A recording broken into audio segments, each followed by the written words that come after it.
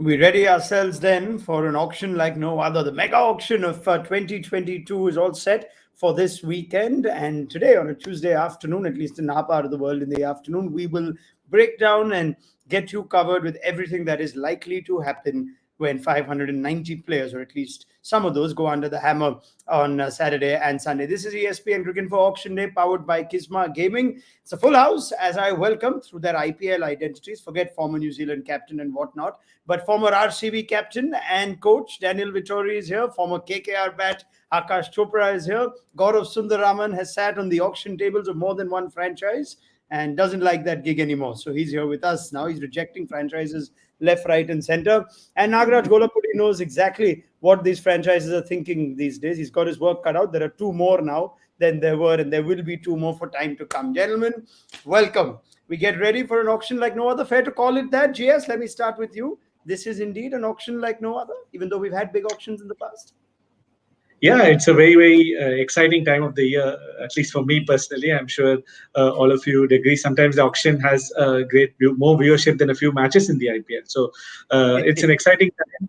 A lot of big players under the hammer, a few who have not there this year, but that's the way the auction rolls. So very exciting time, and I'm looking forward to it.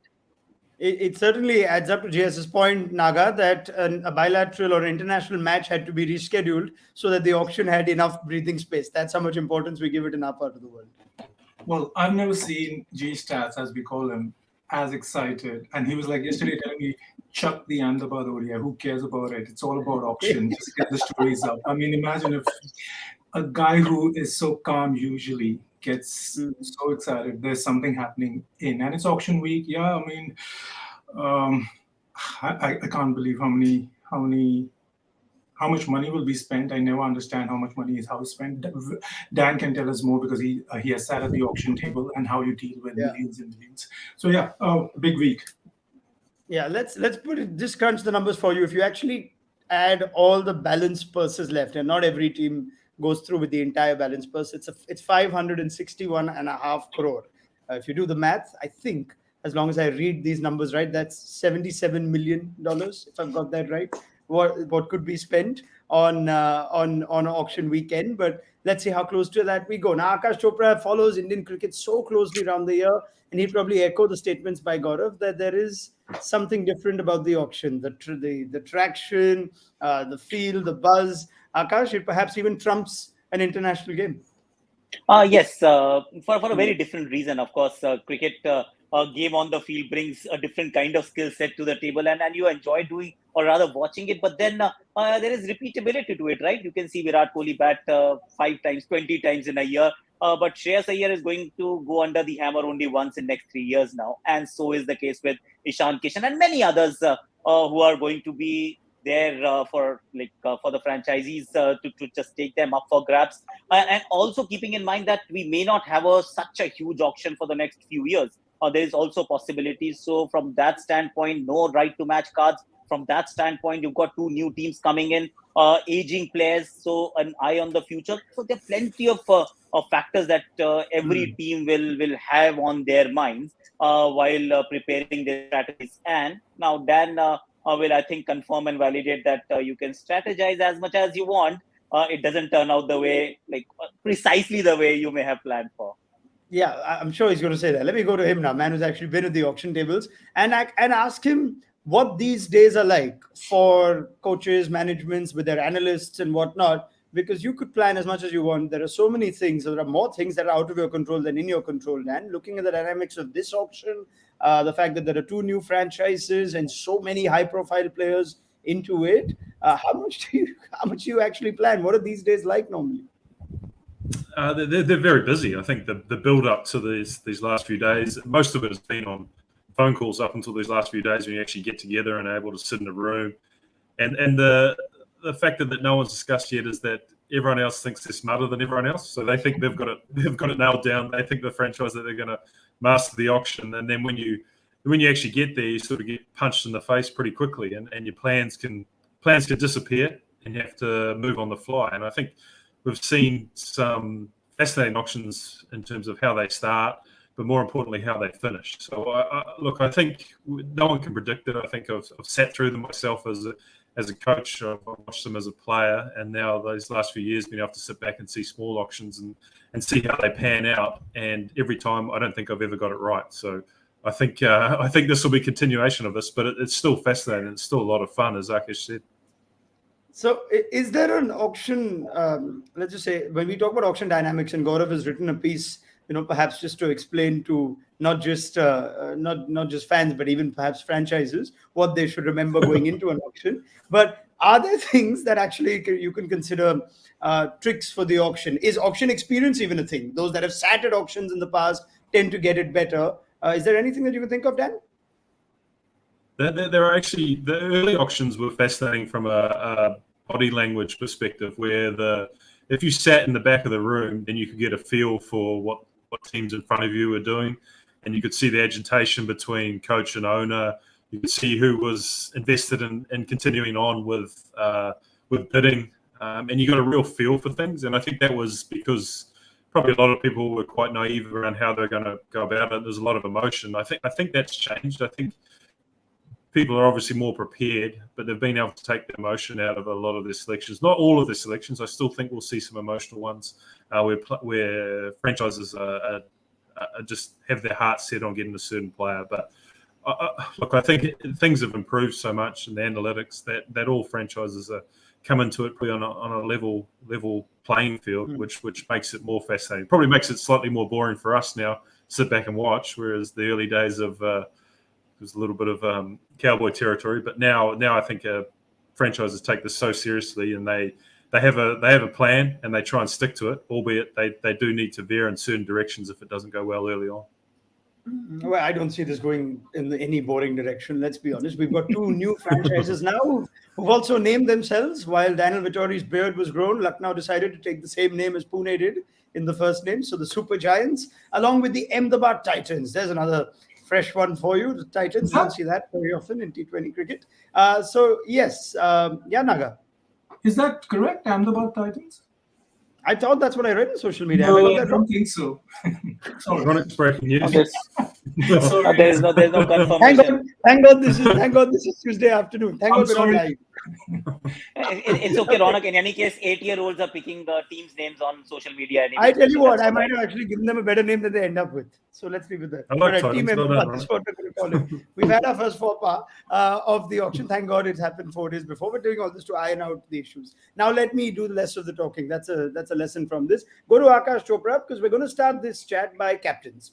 And we're going to ask our panel whether how keen 3 of the 10 franchises are going to be to try and secure a captain. We know that Bangalore will need to find someone after Virat Kohli. We also know that Kolkata need to find somebody else after Owen Morgan didn't quite work for them, even though he did make a final last season. There was always pressure on Morgan's position in that team. Punjab Kings do not have the services of KL Rahul, so they're looking for one of Shreyas Iyer, you think, maybe David Warner. Thoughts on captain contenders, Akash, as we go into this auction? 3 franchises certainly keen to get captains? See, in ideal circumstances, only 2 should be keen. One really has a contender with them. They've retained Mayank Agarwal. If I were sitting in the Punjab Kings dugout, I'll say make him the captain.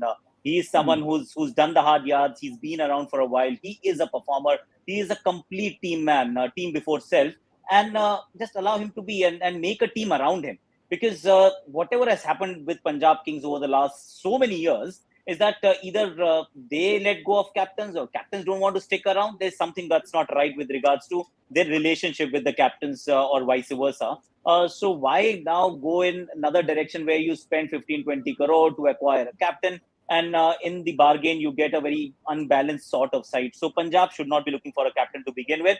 When you talk about Bangalore and Kolkata, of course they do need captains, but a captain, if you go shopping for captain, a high-profile Indian captain, so in Shreyas Iyer, I feel that 15 crore, 20 crore, 18 crore, these numbers, they sound good. You want a captain, yes, but then on Morgan, like you rightly said, he took the team to the finals, right? And his contribution with the bat was almost negligible. You have great captains, of course, Rohit Sharma and Mahendra Singh Dhoni in the IPL. But you can still win. You can get the team together. If the team is not good, an extraordinary captain is not going to do anything. If a captain is all right, I think you can still work if the team is actually robust. So this auction, don't go shopping or don't just break your bank to get a captain will be my advice. GS, do you second that from Akash? You've always stressed on the importance of getting the captain right. Do you see these three franchises actually looking to get somebody to lead?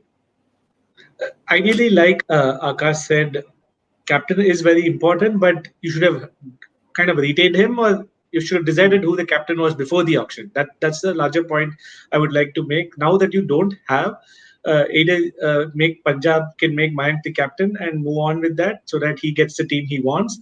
And RCB has an option in Maxwell if they feel that he's the one who can captain Virat Kohli at the same time can take the team forward. But yeah, I agree with Akash. You don't have to go and pay huge sums for a particular captain. If you get a captain on the way, it's fine. That works. But I wouldn't be paying a lot of money for captains. However, you know that a certain captain candidates like Owen Morgan, for example, may come in at a slightly a cheaper rate than what you would expect him to go. He's not going to break the bank. So I think a couple of teams there, like KKR and RCB, will have Morgan as a backup in case they feel that, okay, we don't get a particular captain, so be it. Let's build a squad first. That's most important. It's COVID time. There's a lot of bubbles, and you need good depth. So you need about 16, 17 really good players, and then you start focusing on other aspects. If you don't have a captain, that is. But ideally, you shouldn't be in this situation,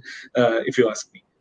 All right, interesting. Before I go to Naga, I'll just come back to Dan. That point that Rogorev throws up, Maxwell is a potential candidate. Do you think RCB are thinking on those lines, or are they as a franchise more keen to not have that thrown on Maxwell after one successful season after many years? Let him just do his role, and we try and go aggressively for David Warner, who'd fit in nicely in that franchise and lead. Where do you think RCB would be looking at that Maxwell prospect as captain, Dan? Well, I think both options are on the table. I think Maxwell was retained with the view that he's a potential captaincy option. I think he's done a great job for Melbourne Stars. I think he's been energetic. He's probably led in a lot of ways similar to Kohli, probably not quite to the same level of enthusiasm, but I think he's definitely been a guy who's led from the front.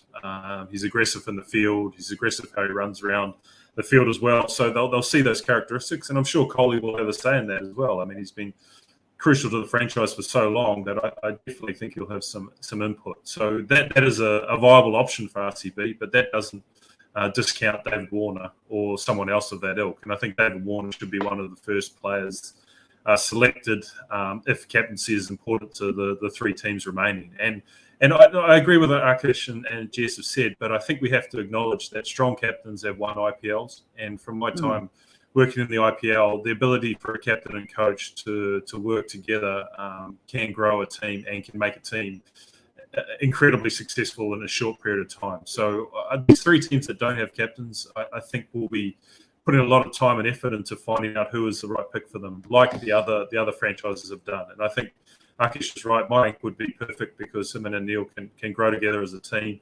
So that just leaves really two teams, and Maxwell could be an option, and then KKR. And KKR are the sort of team that rely heavily on analytics, so they'll want a captain who can buy into that philosophy as well. I can just add just one small thing. Please. One small thing. See, while 100% successful captains, successful franchises, you look at Rohit Sharma, you look at Dhoni, you look at Gautam Gambhir, and you've got 4, 5, 9, 11 IPL trophies between the three captains. So the point of having a great captain, it absolutely makes sense. But you must also look at what are the options available. Was Delhi Capitals a good side because of Shreyas Iyer?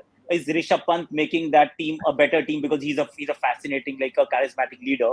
Will David Warner be a great captain, or Shreyas Iyer as an option you want to spend pay through your noses to get him because he is going to lead your team to glory? You must also look at the options that are available on the table, and not necessarily with a long-term vision. It can be a short-term vision. Make Shikhar Dhawan the captain, make Ravichandran Ashwin the captain, get them going, because make a good team. Solid team is far more important.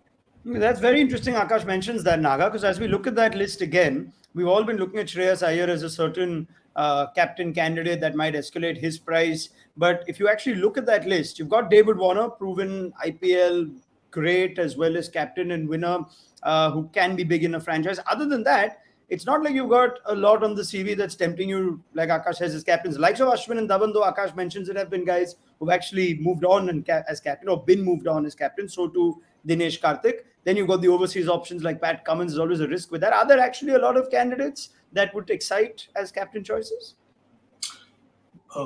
I guess firstly the list is missing a couple of names. Yeah. But I wouldn't mind someone like Ajinkya Rahane there. People might raise eyebrows, but this guy is like, he's kind of proved himself at the highest level as a successful captain in Test cricket. He's done well also in IPL. Okay, recently his form is bad. He's one name missing there, Shikhar Dhawan. I mean, captaincy, as Akash and Dan are better judges of this. There are a variety of factors. Firstly, you need to be a certainty on the names that we have discussed. Maxwell, yes, he is good. All that is, he has potential to lead the team, but his availability is always going to be a question mark. Already people are talking about Australia tour of Pakistan, so which means the first 10 days Australian players could miss, even the first 2 weeks for all that matter. So what do you do without? Then there are teams who need, even SRH needs a backup captain. Kane Williamson has been named the captain, but you always need a backup captain. Who are those guys? Warner. One important thing for a captaincy is also whether the person is a good communicator, whether you be a good strategist and all that is fine. That's a different thing that you can work out with the coach. I feel stand to be corrected again on that.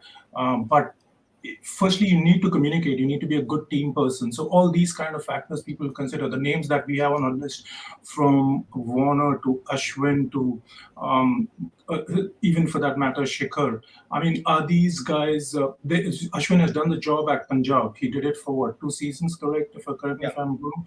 And he decided that the franchise decided that let's move on and let's to get the best of him. I want him to be the match winner rather than the captain. So the choices are very few. I can only add to the list is like, yes, Morgan. Again, another thing is, I don't know, Dan, I would like to ask you, how much does a captain's form matter? Morgan is averaged something like 11 last IPL. He scored 600 runs since 2020. I was just looking at the numbers. He has sat himself down, raising his hand that I'm not performing. Now, when you have that kind of a challenge at your hands as a coach, how do you think? Like, I mean, that's also a point, right? When you consider a captain, you want. Yeah, I mean, I was going to say it's an incredibly strong franchise to continue with an overseas captain who was so out of form, and I think it was probably the relationship between McCullum and Morgan that allowed that they knew each other so well and that they wanted to stick to the ethos of being loyal. Not every franchise is like that, and I think you would have seen a change at probably 3 or 4 other franchises if a captain has that sort of form. And if it's an overseas captain, then it makes it even more difficult, because if it's a local captain, you can probably remove the captaincy and keep him in your playing 11, whereas the other way around, it doesn't tend to work. So I think form is critical. I think you have to choose the best player, and you hope that captaincy comes with that package. But I think Akesh nailed it, where you don't need to chase the captain in terms of spending more and more money just because you see that person's it, because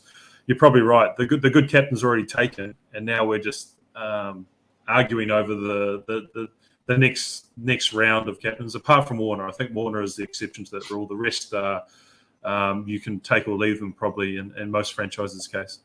Okay. Jason Holder. Can I throw in a name? Jason Holder. Jason Sure. Holder. A very unassuming character, but he's worked with a lot of alpha males in the past, superstars, and he fits well. He's going to be in your playing 11 9 out of 10 times. Form has never been an issue. Bowling, batting, RCB, KKR by the surface might suit him as well.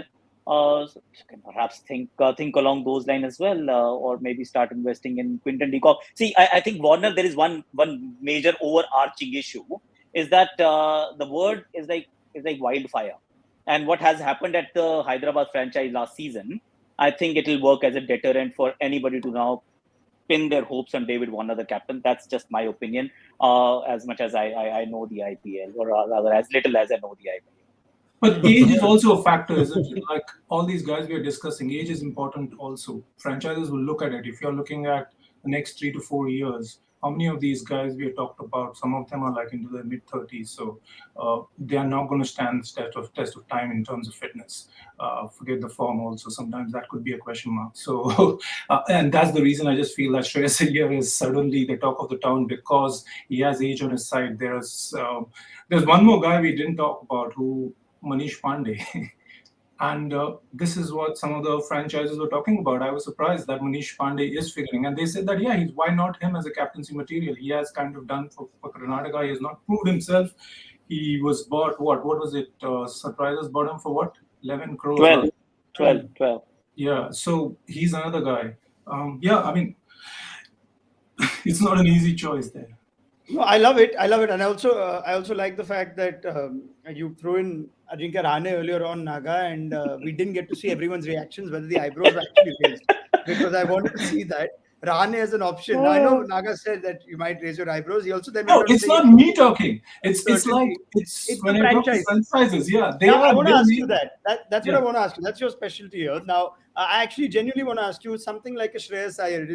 Are there players that genuinely expect that they will be picked as captains at the auction? They had the choice perhaps to negotiate a deal with the new franchises. They didn't go that route for whatever reason. Are there players like Shreyas Iyer, maybe even Ashwin, who genuinely believe that wherever they go, they are likely to go and be captain?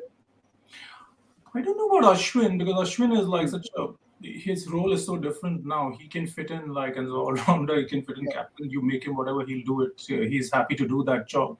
But Shreyas, I don't know him personally. I've spoken to him only once at one length. So, but when you make him a captain at some early 20s, and then he achieves success, and people start talking, and you can't start believing that this is also like, people have Fox selectors also say that this guy is going to be my middle order. He's going to be the guy when Kohli etc. leave. He's going to be part of my middle order. We can look at him if he starts getting good runs. He can be also an India captaincy material along with Rishabh Pant. So maybe he has these ambitions, and he knew that there's also his managers, right? He's managed by who. So he's managed by one of the most strongest player management agencies. So they would have suggested, why not throw yourself in the auction, because there are at least 4 franchises, including the defending champions, like, who might want you. Why wouldn't Chennai think of? I mean, people could even. So I don't know. I mean, seriously, I don't know what Shreyas is thinking, but franchises do think that. Okay. I'm happy to invest in him. Fair enough. I want Dan to just react to Akash's point on whether David Warner still enjoys that sort of appetite in the IPL at this stage after what happened at the Sunrisers. Dan, Woody? Yeah, I think absolutely. I think he was hurt by what happened in Sunrisers. I think he is out to prove that he's not a spent force in the IPL. And I think the thing around the age is that, and it's not just cricket, it's sports all around the world. I think these players are having longevity in their careers, and they're able to work harder and be at a better position in terms of their body and their health at a later age. And I think Warner is one of those guys who's found fitness sort of mid to late end of his career. And I wouldn't be surprised if he has plans on 4 to 5 years more of IPL cricket. And for part of that will be about captain the team, and it will be about trying to take another franchise to the top, which he did with Sunrisers. So those options may not be there for him when we look through the teams that are actually available for captaincy. But I don't know this personally, but I presume that there's a deep desire for him to continue on his IPL career, like there is probably with a lot of players. All right. GS, last word from you. We've been listening patiently on the captain's chat. Then we'll move on. We haven't spoken much about KKR, though. They don't have the biggest balance purse, and they don't have the most likely captain candidate from among their retainees. Are they just going to have to decide after they put that squad together? Is Andre Russell the captain even a thought they can consider? I think Dinesh Karthik was chosen in that aspect. They picked him in the auction and then made him the captain. So if you don't have a captain who kind of commands respect, or who doesn't have that kind of ability, then you can work around with the coaches. You need to have a good support staff, and you need to have someone who can kind of lean on, and then go ahead and captain in the IPL. One of the biggest challenges, I think, is whether you start thinking short term or whether you start thinking long term. I'm not able to get my head over that, because as a franchise, you want to build for 10 years, or just get that elusive title up front, build a strong squad, look for just 2-3 years, and then I'm sure there'll be a lot of talent coming in. If you ask me personally, I would go for the short term route. Just look at 2-3 years, something like what CSK did. They went for the 3-year plan, and they qualified 3 out of 4 times. So I think as a franchise, initially you need to start getting the results, especially the new ones. Lucknow and Ahmedabad. It's a 10-team IPL. The quality could drop. If you don't get this auction right, things could go really downhill. So I think it's good to invest in a short-term captain. Try to get your brand up and running. Try to win a title for those teams which have not won, which are quite a few now, considering that 3 teams have kind of dominated the IPL. So if you're looking at short term, then any of these experienced guys like Ashwin, Dhawan, or even Dwayne Bravo for that matter, somebody who's done it at the highest level, can just go ahead and do it and take it year on year. So that's going to be something I'm looking forward to, whether teams look for that 10-year, 5-year, 6-year plan, or are they looking for just one single year, and then you have likes of Stokes coming in, for example. Who knows? He might captain England by that time. Things change a lot. So I think you should look for short term and try to go ahead and make the playoffs.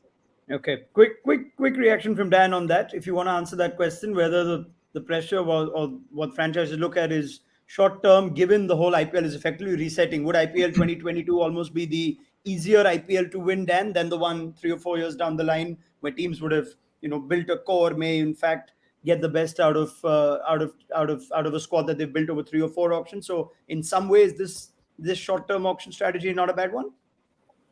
I think long term in the IPL is 1 year, so I think that's our starting point. I don't think franchises are afforded that luxury. I think they start every cycle saying this is a 3-year cycle or a 4-year cycle, but in the end, it's how are we going after 4 games, how are we going after 5 games, and that's the reality of the IPL. So I think Jess is right that it has to be a starting point of a 3-year plan. And if a franchise is willing to buy into, let's make the playoff 2 out of 3 times, and let's reevaluate where we are in 3 years, and that gives the likes of a Warner an opportunity potentially to come in with this experience as a player and a captain. So I think 3 years is the right amount of time to try and push towards some sort of success, and then you can grow from there. I think anything else is obviously too short, or if you've got a 10-year plan, no franchise is going to allow that to happen. Okay, well, let's move on then to this auction. We've spoken about captains. You've heard what our panel has to say about the chances of a David Warner or Shreyas Iyer. More on that when the franchises actually get into the bidding war. Now, how do we expect that first hour of the auction to go? It's actually cliched in cricket, but at the auction, it becomes all the more important because we tend to see chaos in the first few sets. And what we've seen in the past gives us the impression that there will be a lot of money spent early on. There's, of course, a marquee set for a reason with 10 players that the IPL released on the 1st of February. You can check out ESPN Cricinfo for that entire list. Ishan Kishan features a lot later in that list, but the likes of Shreyas Iyer and David Warner are there. Ishan's in set 4. And in between those sets, you also have a lot of established, experienced IPL and international players. And those are the numbers that we're familiar with. Now, Punjab have the advantage of the highest purse, 72 crore. Right up down to Chennai, Kolkata, Mumbai, and Delhi, who have 48 and 47.5 for Delhi. Now, GS, take us through what you've developed as a trajectory as to how the auction may go in the first few sets and how franchises are likely to spend their money. And then I'll get Akash and the rest to react. So the auction, when you look at the roster, this auction is slightly different. The kind of overseas talent and the Indian talent moving down the roster is pretty ordinary, in the sense that you don't have the kind of players who you think will go for a lot of money. That's what I mean. And Indian players are going to be gold because it's a 10-team auction. It's a completely different dynamics when it comes from 8 to 10. So that's a mindset change. If by doing the math and by just going through the auction list, if you ask me personally, I would almost budget for my first 11 around 60 to 70 crores, and maybe the bench players, not even the bench, my first 15, 16, I would budget close to 80 crores and just keep a bare minimum for my bench, because the core is very important. If I can get a guy like Deepak Chahar, Shardul Thakur, and get one more Indian and a Chahal, I don't mind spending a lot of money up front. So if I was sitting in one of the franchises, that's exactly what I would advise. Get all your best players. It's okay. Build your 11, build your 13 players, and then you don't even need a squad of 25. Even if you have a squad of 20, 21, it's good. But say your slots number 16 to 21, I keep it very limited. In fact, I won't be surprised if teams go up to 80, 85 also for the top 15, 16, and just buy a lot of fringe players at the back end and just finish my squad. So that's where I think scouting becomes very important. Find those gems, overseas gems, who can come for say 50 lakhs or maybe 1 crore max, and keep those 4 overseas backups as that, and just go heavy on the Indian guys. I think that it's a auction for the Indians, and you might see that the odd overseas player is going to break the bank, but I would really focus a lot and buy as many players upfront. So just before I give it to Akash, if you look at the 10 marquee names, a lot of people might think 10 will go split across 10 teams. But I think if you ask me, you just get 4 or 5, even one team gets 4 or 5, and just kind of see how the auction pans out. It'll be very interesting. You can upset a lot of strategies because there aren't too many people after 55, 60. For example, if you take a overseas all-rounder, I was looking at that list. You have Jason Holder and Mitchell Marsh hardly bowls, and you have Dwayne Bravo, and then your next set comes at around set number 100. Not set number 100, player number 100. So that's like your Dominic Drakes, Jimmy Neesham, Chris Jordan, etc. So literally, I just have like four overseas quicks to kind of pick from, and you have 10 teams. So I don't want to wait for someone. Similarly, with the wrist spinner, there's Chahal and there's Rahul Chahal. I don't want to wait for, if I don't get those two, my next best is a Praveen Dubey or a Pardeep Sahu and maybe Shreyas Gopal. So the gap between the best and the second best is quite big from what I see. So I think you need to be very aggressive at the top, just like a Brendan McCullum would do. All right, very nice, very eloquently finished by Gaurav Sundaraman. Let's get Akash's thoughts. Fair to say, I mean, it's something we can get now. This is going to be an auction for the Indians, but you go with Gaurav's point overall that the quality does dip after 4 or 5 sets. Oh yes, it does. In fact, forget about the 4 or 5 sets. When you look at the quality generally, there is a lot of demand, and the supply, of course, numbers are there, but quality isn't. So overseas all-rounders, there aren't too many. When you look at the overseas fast bowlers, everybody wants Kagiso Rabada and Trent Bolt. The third best is Lockie Ferguson. I rate him very highly. So maybe just top 3, and then what? Pat Cummins is not your T20 gun bowler. Jofra Archer might come into that accelerator, and you want to just keep money for that. That is a discussion, I think, for later. But there is, yes, lack of quality. So if there is lack of quality, you go with whatever is available. And most teams that have done well in the past have had a great Indian core. So try and get it to get as many Indians as possible as early as possible, because wrist spinners, I think Gaurav has covered almost everything, and I'm with him that 80-85 crore. Just get your 15 and then see where you go from there. Dan, when you react to that, we're likely to see a lot of aggression in the first few sets? I think for the Indian players, you will be. I think I wouldn't be surprised if some of the overseas players that are big names may just get a lower price, or we've seen in the past that players have passed in, and I think that's where the opportunity lies around grabbing a player early so they actually set up what you can do further on in the auction. But there's going to be 10 teams vying for Indian talent, and that's where you're going to push these franchises to the test, really. I mean, when a player, there's going to be players that come up that all 10 franchises want. And so that is going to be the difficult one when we talk about going hard for a player and then going hard for another player, where you could be asked some very difficult questions early on the auction. And it's the team that I suppose can hold their medal and say, yes, we'll grab 2 players that may cost us 30 crore, and we'll see where we end up in the rest of the auction. But it's those players that have all 10 franchises after them that are going to be fascinating, because you can rule out 2 or 3 franchises from every other player because they've already got that player in their retained 4. So the likes of that overseas fast bowl early on, Chahal is going to be fascinating. I think how aggressive team's going to be for him. I just hope he goes to Ahmedabad so he gets some big boundaries finally. Yeah, Vince has spent a lot of time talking to him about bowling at the Chinnaswamis. You can see the emotion from Dan Vittori. Are we likely to not necessarily see a lot of money saved then? Naga, we've spoken of Mumbai, Delhi, Kolkata having 48 crore, Punjab having 72. Bigger advantage having the bigger purse going into the auction, because I'm just looking at where some of these players pop up. Chahal is 47th. He's in set number 6. The likes of Avesh Khan come a bit deep as well. Deepak Huda, Shah Rukh Khan, who we've said maybe in for a decent payday. We also know Ishan Kishan's not coming as early as he normally is. So, I mean, while the rest of the panel seems to suggest a lot of money is going to be spent early on, does that necessarily mean that every franchise is likely to be at similar peggings once those sort of players come in later on?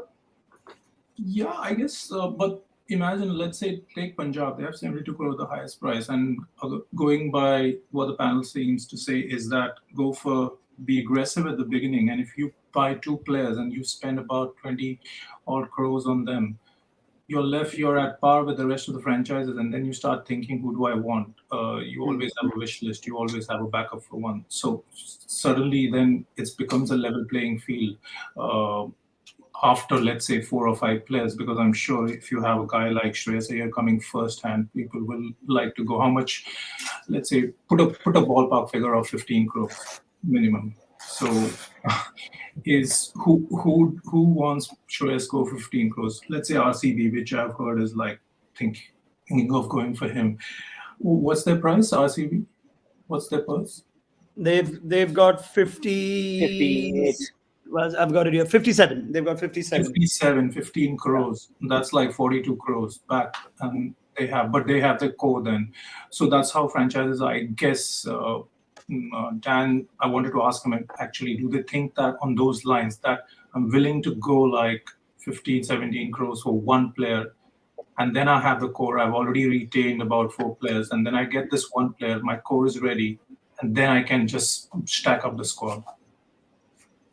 I think that's exactly how they think, that they want that 5 to 6 player number to know that they've got a core squad. And obviously the teams that already have 4 allow themselves the luxury of only going after 2 players, whereas some other teams obviously have to push a little bit harder. And that the purse in a lot of ways is irrelevant, like you mentioned, because it just disappears so quickly that everyone becomes a level playing field probably after maybe the first 2 sets, maybe 3 sets.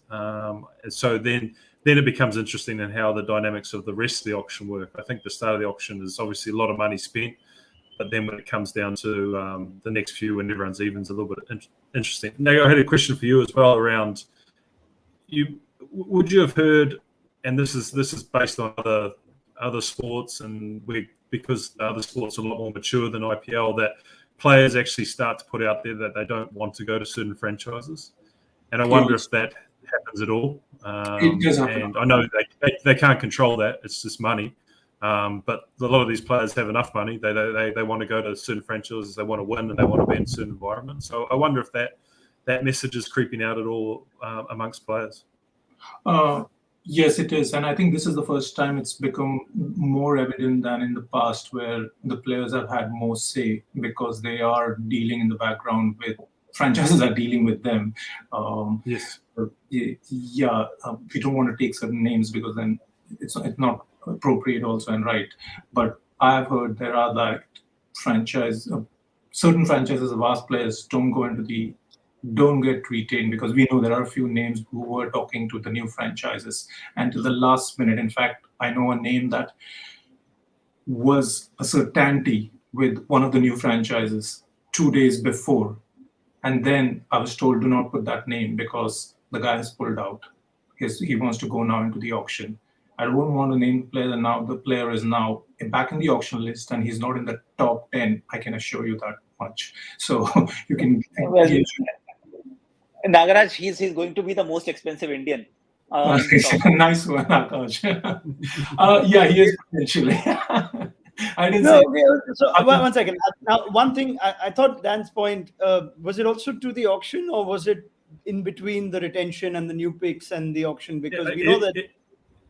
Dan. Everything, right? I think whether a player can actually put that sentiment out that. So that's they very tell a franchise through their agent whether I do not want to come to your franchise. Don't bet on me. Basically, you put, let's say, for example, all hypothetical. Let's say Punjab Kings have a lot of money, but for whatever reason, a player doesn't feel comfortable going there. Let's leave that out now. It's not in his hands, and if Punjab Kings want him, they take him. But if he is it happening at all, Naga, that say a player can go and express through his agent or whatnot to a certain franchise that this player is not keen to play for you, so don't pick him? And is that in any way happening before the auction now? We know that it happened while the new franchises were on. No, they will couch it. No one can ever say that, because then you spoil your relationship, because it's such a small family. You are not going to kind of burn the bridges.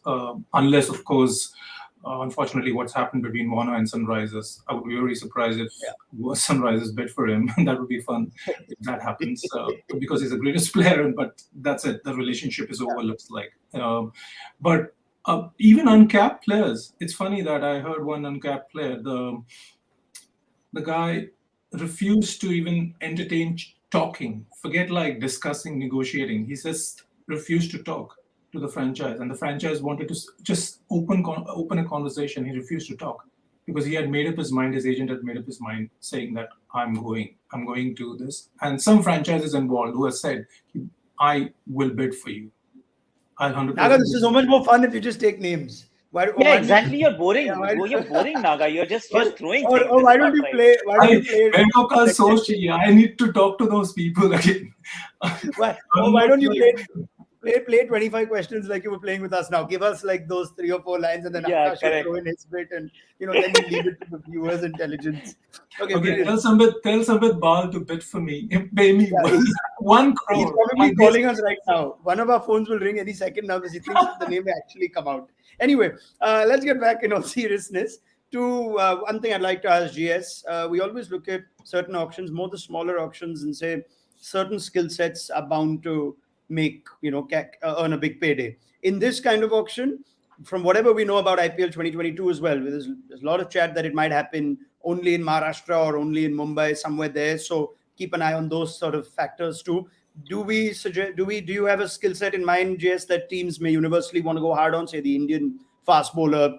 There are not a lot of Indian wicketkeeper options, so maybe something like that. Do you have skill sets identified as to this will really earn big paydays?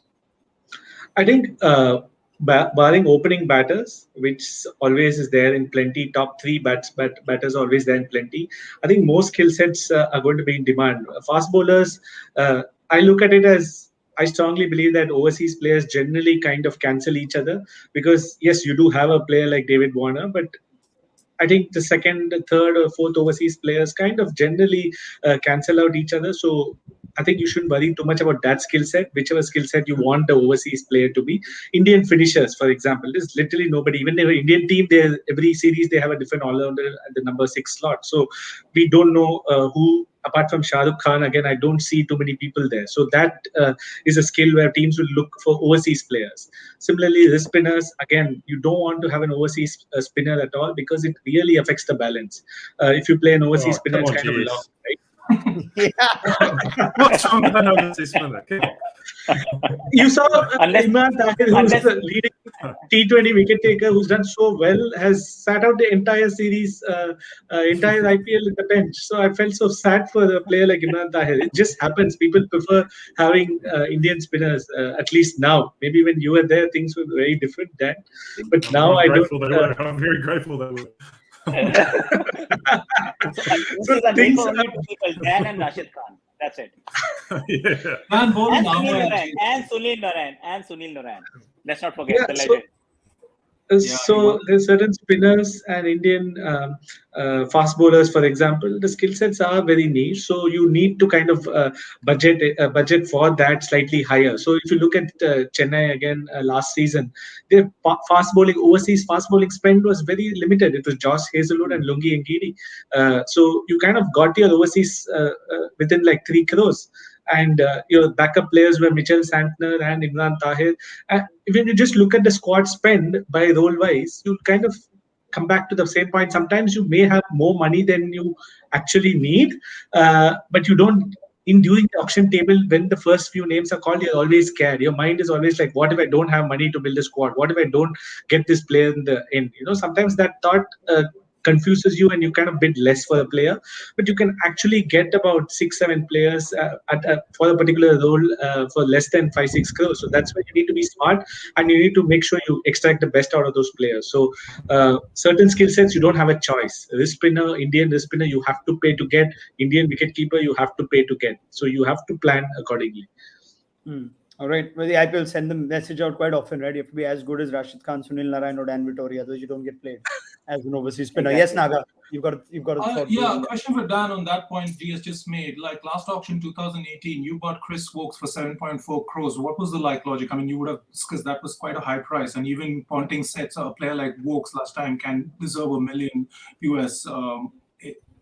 Is that kind of a player, because of the scarcity of that kind of all-round talent, makes it much more appealing?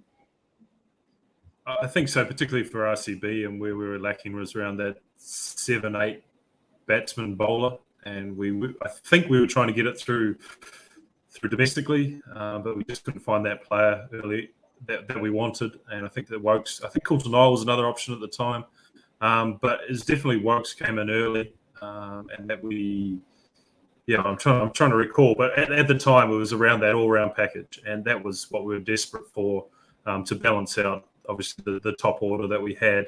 We just could never find that perfect way to balance them out. And I think we went to Gronholm and Moen Ali as well, so those were another couple of options that could fit in those 6, 7, 8 roles, which we were lacking for so long.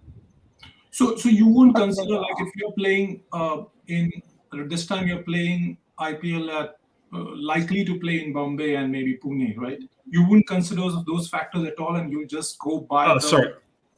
Yeah, well, I think you still have to have a 3-year plan. I think it has to be a cycle. So you potentially will have 1 or 2 players that you could fulfill that I suppose that line of thought, but ultimately I think it is around the 3-year cycle and trying to get the best players that will fit into that, because the tournament changes so quickly. I mean, there's been plannings for certain venues and they've been taken away, whether it's overseas or in India. So I think it's too hard to plan for that.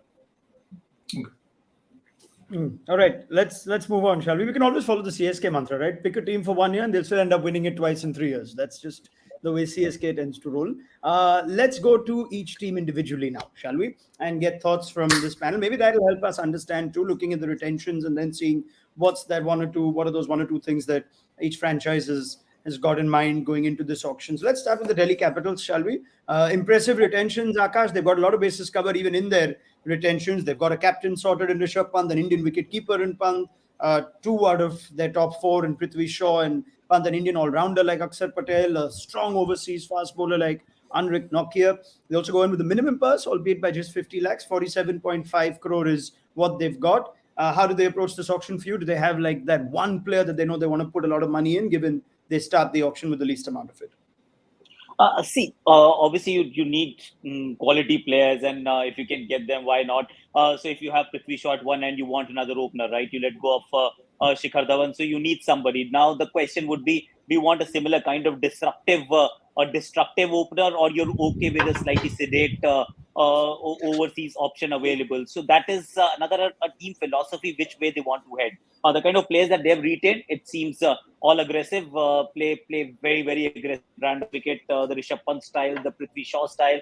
Nokia is also like 145 clicks, so you're looking at express pace. So if that is the way this team wants to head, then you look at Tony Bairstow, Jason Roy, Quinton de Kock, maybe not, because he's still at least I don't think they'll be able to get him. His wicket keeping skills will be more lucrative or exciting to other franchises. But there are plenty of overseas opening options available, and you can also always go back to Shikhar Dhawan. The formula is working by. There's no compulsion that you don't go back to the same player. You release him, you buy him back. They may actually try to do that, because that's something that's worked really well for them. And Shikhar Dhawan has got another 3 years of IPL left in him. He's super fit. Last 2 years, he's turned a corner in the shortest format. So you stick with him. Get your another one top order batter that they definitely need, because there's no Shreyas Iyer, there's no Steve Smith, there's no Ajinkya Rahane. You need another top order batter. Many Indians available? Nah. So that's the other thing, that there aren't a lot of Indian options available. So you'll have to work with the tier 1 overseas players, perhaps tier 2 Indian players when you're looking at the options. JS, roadmap for Delhi at the auction? So they've been very successful last 3 seasons, right? So they would like to take a leaf of the same template. The ownership has changed a little bit. They have a different kind of ownership structure there. You have the Jindals for 2 seasons, and now you have back to your JMR group for 2 seasons. So their thinking might change a bit. We need to wait and watch. But having said that, I think a lot of a template of having the same core like Mumbai and Chennai has kind of, Delhi has cracked that formula, and they may want to get back as many players as possible. So that is going to be one of the biggest challenge for all teams. Can I continue to have the same set of players? Can I have some continuity with 2 new teams? That's made it even more harder.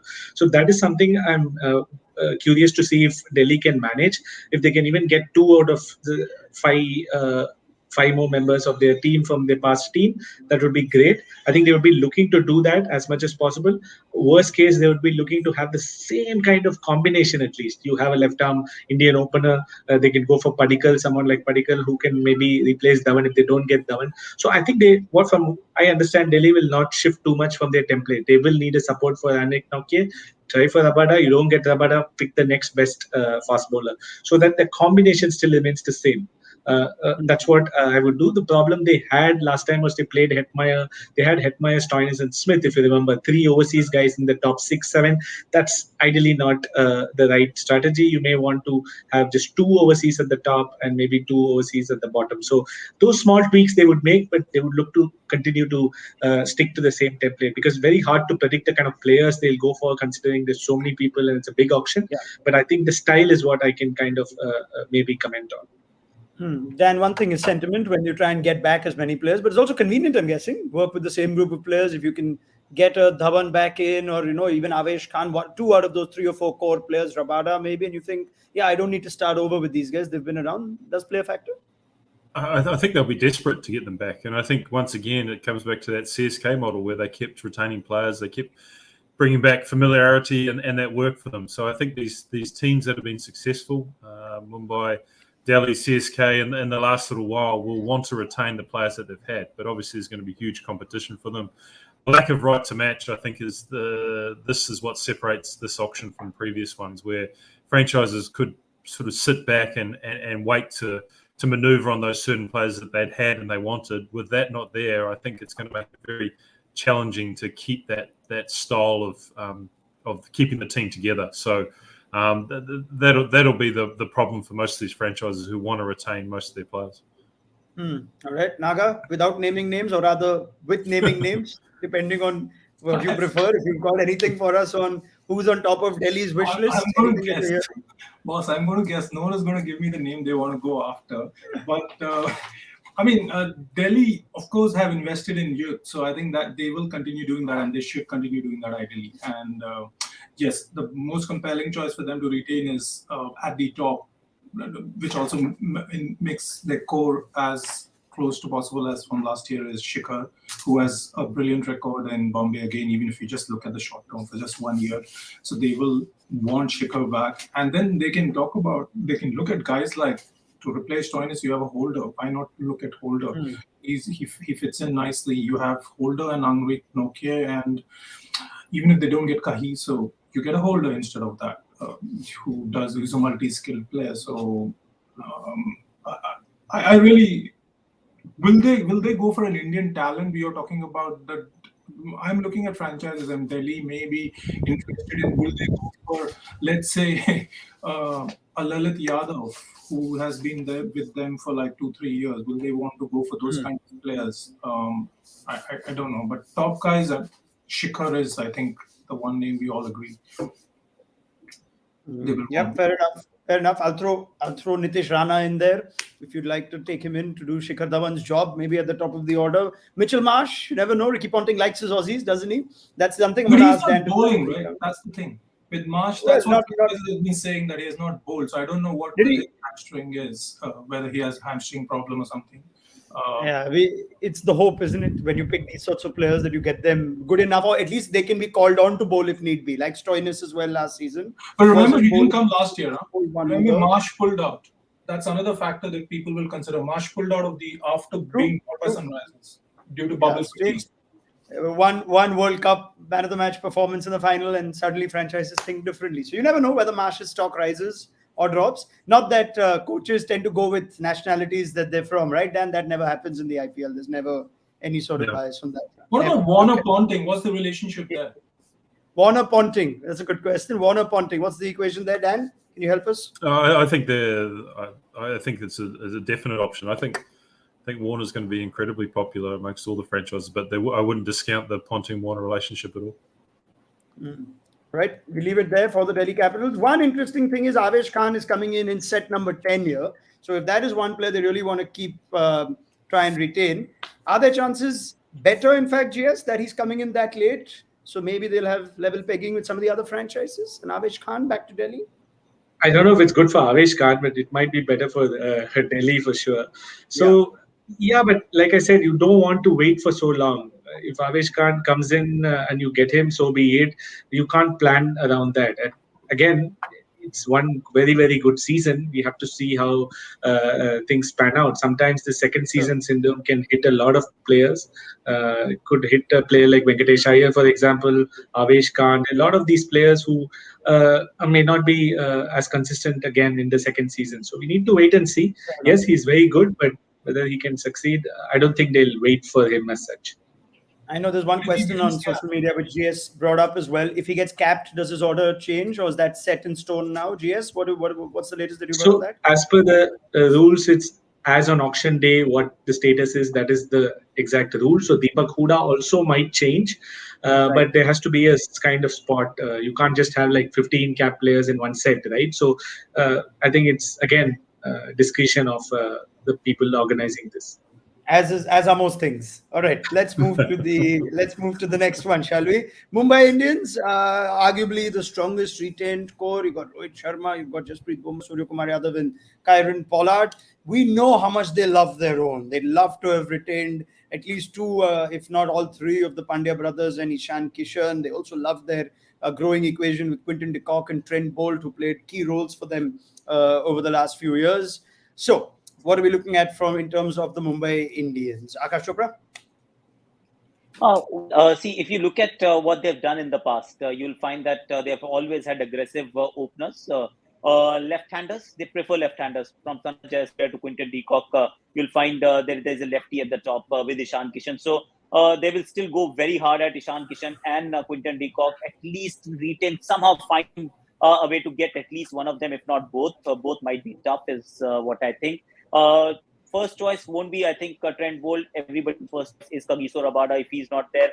Then you look at Trent Bolt, then you look at Lockie Ferguson, because that's another side of Mumbai Indians, right? That they need pace. Whether it's this season or seasons to follow, their bowling is all about fast bowlers. So you've got Zahir Khan, Jasprit Bumrah, and Mitchell Johnson, Mitchell McLennan. They had tall bowlers who get some extra bounce off that Wankhede surface. Spinners are not as effective. So they will go hard at the faster bowlers. They'll go hard at the aggressive openers. If it is not Quinton de Kock, it could be very well be Johnny Bairstow. If nobody, if they can't get Ishan, they can't get Quinton de Kock. They want their keeper to bat. They will not have a keeper who's just a keeper who bats at 5 or 6. They're not going to be happy with that. But one thing they might have to change some goalposts are they've had the luxury of a lot of all-rounders. 5, 6, 7 had the Pandya brothers and Karen Pollard. They do have Pollard. One Pandya brother is already gone. He's leading Ahmedabad. The other guy, I don't know whether they'll be keen to get him. If they can get him, that's another issue. But so they might have to change their tact a little bit this time around, because there aren't too many all-rounders available. If they're not available, why go search for those things that are not there? Then you try and have another plan, which might just be equally effective. What could be another plan, Dan, for a team that whose season actually tapered off with last year? I don't know how much you'd hold that against them, given the breakup in the seasons and whatnot, but didn't make the playoffs. They were hot and cold. Would they welcome an opportunity to try and change things up a little bit, given they have to?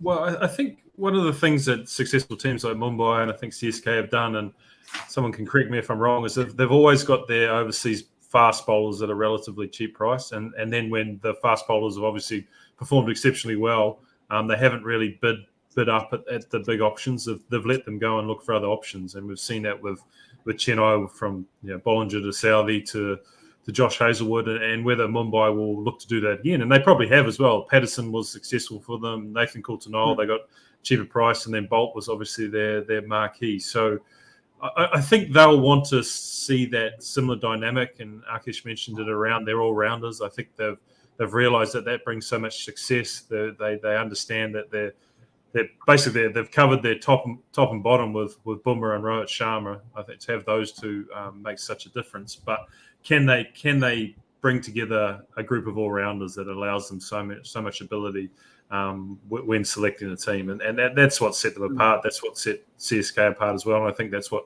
Delhi tried to get to as well. So that group of all-rounders just allows so much. They trade very well. That's one thing they did well. Bolt came in on a trade. Quinton de Kock came in on a trade. So they've been trading really well for the last few seasons. Just, GS? just, Yes, Akash, just one please. more thing. One more thing. I think, and GS, correct me if I'm wrong. I don't think Mumbai Indians has ever spent more than 10 crore or on any player in any of the auctions. Is that correct? If that is, you do have the recipe that why they're able to do what they've been able to do all these years. Yeah, Right. I guess so. Because their retention costs, they kind of retain and they retain players at pretty high costs as well. So Chennai and Mumbai, I think this kind of approach might fit. I think both have. I think Kunal was close to 9, and I think for Chennai also, I think Gautam was close to 9. But I don't remember too many very 10 crore plus picks, and that's where scouting network and that's where the kind of eye for talent matters a lot. So especially Mumbai, that will again come to test this time. Can they identify that Marco Janssen kind? I kind of upped his stock a little bit. Maybe they should have scouted him now rather than last season. So they may not get him back again. So certain players like that, I remember they got Behrendorff one season and he did very well for them. So it's very important that like Dan said, certain skill sets, all teams have to find that X factor by and back that player and hope that player will do well. So there are some teams, so that's where the culture, that's where how the talent fits in your team, all that matters a lot. The same talent may not do well somewhere else. So if Mumbai can kind of crack that, they would go heavily on Indian batters, guys like Rahul Tripathi, Ambati Raidu. These players are ideally suited for Mumbai kind of wicket and would fit well with their team. They need to kind of replace that. The keeper is where what is very interesting. They have De Kock right at the top. If they fail to get back De Kock, would they go for Ishan Kishan? Yes, obviously. But if they fail to get Ishan Kishan, what happens? I'm very curious to see. So they need to have an overseas batter who's a keeper and opener as a backup to avoid to have a if they don't get Ishan Kishan. So that's how I think they would look. And I don't know who that overseas keeper opener batter is, but we'll come to Besto. that. Yeah, Besto it is then. Interesting. I'm saying Ishan Kishan or Quinton de Kock anyway. This Kishan factor is interesting, isn't it? Because we already spoke about it in the completely unrelated chat that there were players that could have aligned with other franchises but didn't. But here we know that Kishan has at least given MI the opportunity to get him back, right? Of course, it's not in their control how the auction goes. But Naga, what are the chances? Kishan back to MI, perhaps their number one target for a lot of other franchises, but MI with the chance to get him back? Well, it's a gamble you take where he comes, even if you have kept aside a huge sum of money of the pot for Kishan, you're taking a gamble still if someone else grabs him. Whereas I would think that the two players Mumbai will definitely want if they had the powers is Quinton de Kock and Ishan Kishan. Okay, Quinton has been the best batter. Numbers support that. In fact, I would think if they are smart, go for Quinton, get him. Forget Ishan. And they can get Quinton because they can invest about whatever the amount of money, like about close to 8 to 10 crores, that bracket, and get Quinton. And you don't need to bother with Ishan. If you get him, get him. The biggest thing for them is finding a fast bowler. Will they go for Trent Bolt? That's another point. Mumbai have always had a soft spot for a left-arm fast bowler in a way. So they've been looking for. They had, like just mentioned, Behrendorff in between, Bolt. Then you had Fizz also. So they would look for someone like that. So I think Bolt, if from Marquee lot, get Bolt and get Quinton, and Mumbai will be very happy. Yeah, I mean, Mitchell Johnson, Mitchell McClanahan, Marco Janssen doesn't end that list. Mitchell McClanahan's probably hitting the gym, isn't he, Dan, with the auction coming up? Is he on the auction list? I'm surprised he's. I don't know if he is, but you almost think he's always around, Mitchell McClanahan. But anyway, all right, that is for the Mumbai Indians. Good luck figuring out how their auction might go. But they start at 48 crore in a balance, similar to that of Chennai Super Kings. So let's go to the defending champions now. They've got the recipe. They've got a unique recipe to win. They go for players that a lot of other teams tend to avoid, and you've seen that the way it reaps rewards for them. Robin Uthappa with a match-winning performance in the final last season.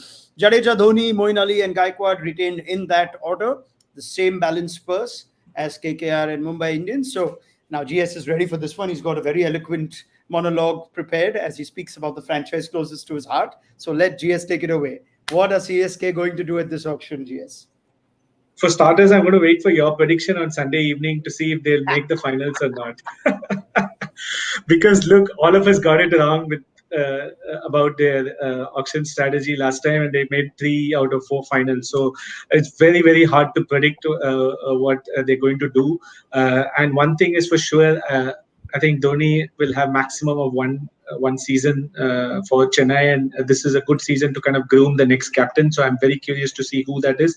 I think they would move towards the likes of Ruturaj Gaikwad, is what I think they will move to. He seems to be someone who might be here for the long haul. So they still have to go back to their tried and tested philosophy of retaining core. I don't think that can just go away one fine day. So they would look to have players as much as possible, but it's going to be so hard for them. Deepak Chahar, Shardul Thakur, Ambati Raidu, all these guys are going to be super hard to get back. I think if they can get even 2 out of those players, it would be good. But I don't see CSK winning these bids this time around for some reason. So they have to come up with something new, something dynamic on the fly. Again, boils down to that: who's the next Ruturaj? Maybe they scouted Ruturaj. They've scouted some really good players. I was talking to someone.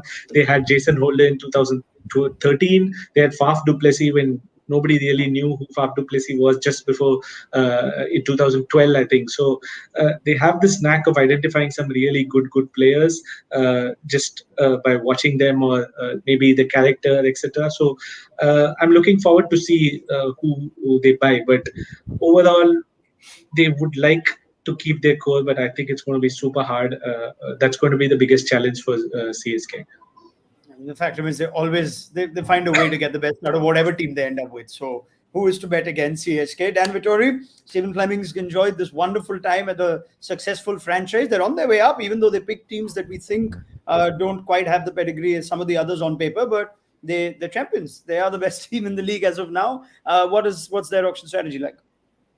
Well, and I think if you speak to Flem in his most candid moment, he will say that he probably left the last big auction going, wasn't too sure where the team was heading. And obviously from there, it took his skills and Dhoni's skills to mould a team into something very special. So I think whatever players they put into that squad, obviously they have something there that allows them to get the best out of them. So in a lot of ways, it's irrelevant who they do pick, but I think the loss of Chahar and Thakur is going to be the biggest bridge that they have to go over and mend to allow their squad to develop. And whether it's they go hard for those players again, or whether their scouting allows them to find some Indian fast bowlers, some Indian all-rounders, because that's where Thakur ended up, that he is a quality all-rounder in all formats. So those two players, I think, is what it'll come down to. I think they'll be able to fill in the overseas players. I think Moeen Ali obviously allows them so many luxuries, and they just do such a good job filling in their overseas players with experienced players who know what they're doing. But how they fill those two spots, I think, will be the key. Akash, they surely have to find, I think, a successor to Dhoni in both fronts, keeper plus captain. Maybe they can groom Gaikwad, as GS said. I don't know how much that excites you. Whether Ravindra Jadeja is a captain candidate going forward too. What is CSK looking for here? See, honestly speaking, and I don't think they even admit it, but the fact is they've made an emotional call. Emotional call is to now park 12 crore for Mahendra Singh Dhoni because and knowing fully well that like GS said that he might not be there for after one more year. So generally you don't park that kind of sum for people who you're not 100% certain that they'll give you 3 years, because if it is a problem right now with regards to the quality of talent available. Imagine what happens in the next auction when with this a smaller auction. Demand is more, supply is very limited. You end up paying more. So they could have ended up with 54 crore, but they are now at 48 crore. So what they generally do is what they're going to do. Experience is what they bank on. Experience is what they're going to bank on once again. They really don't go after the young ones just at these kind of auctions. So they might actually still be keen for someone like Faf du Plessis in the first set. If they can get him for a base price and a little more, they'll get him, because Ruturaj and Faf du Plessis, the marriage is working very well. Faf is still playing in the BPL, doing all right. So why not him? Get Shikhar Dhawan. Why not? He'll give you another 2-3 years.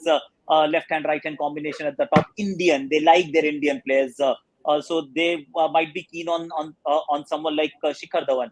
Raidu, Uthappa, again, slightly contentious choices with regards to the next 3-year vision, but they'll try and do their best to get Deepak Chahat, Shardul Thakur, at least one of those two. And I won't be surprised if Josh Hazelwood once again ends up being at the Chennai Super Kings. So they tend to stick with people who they've worked with very well.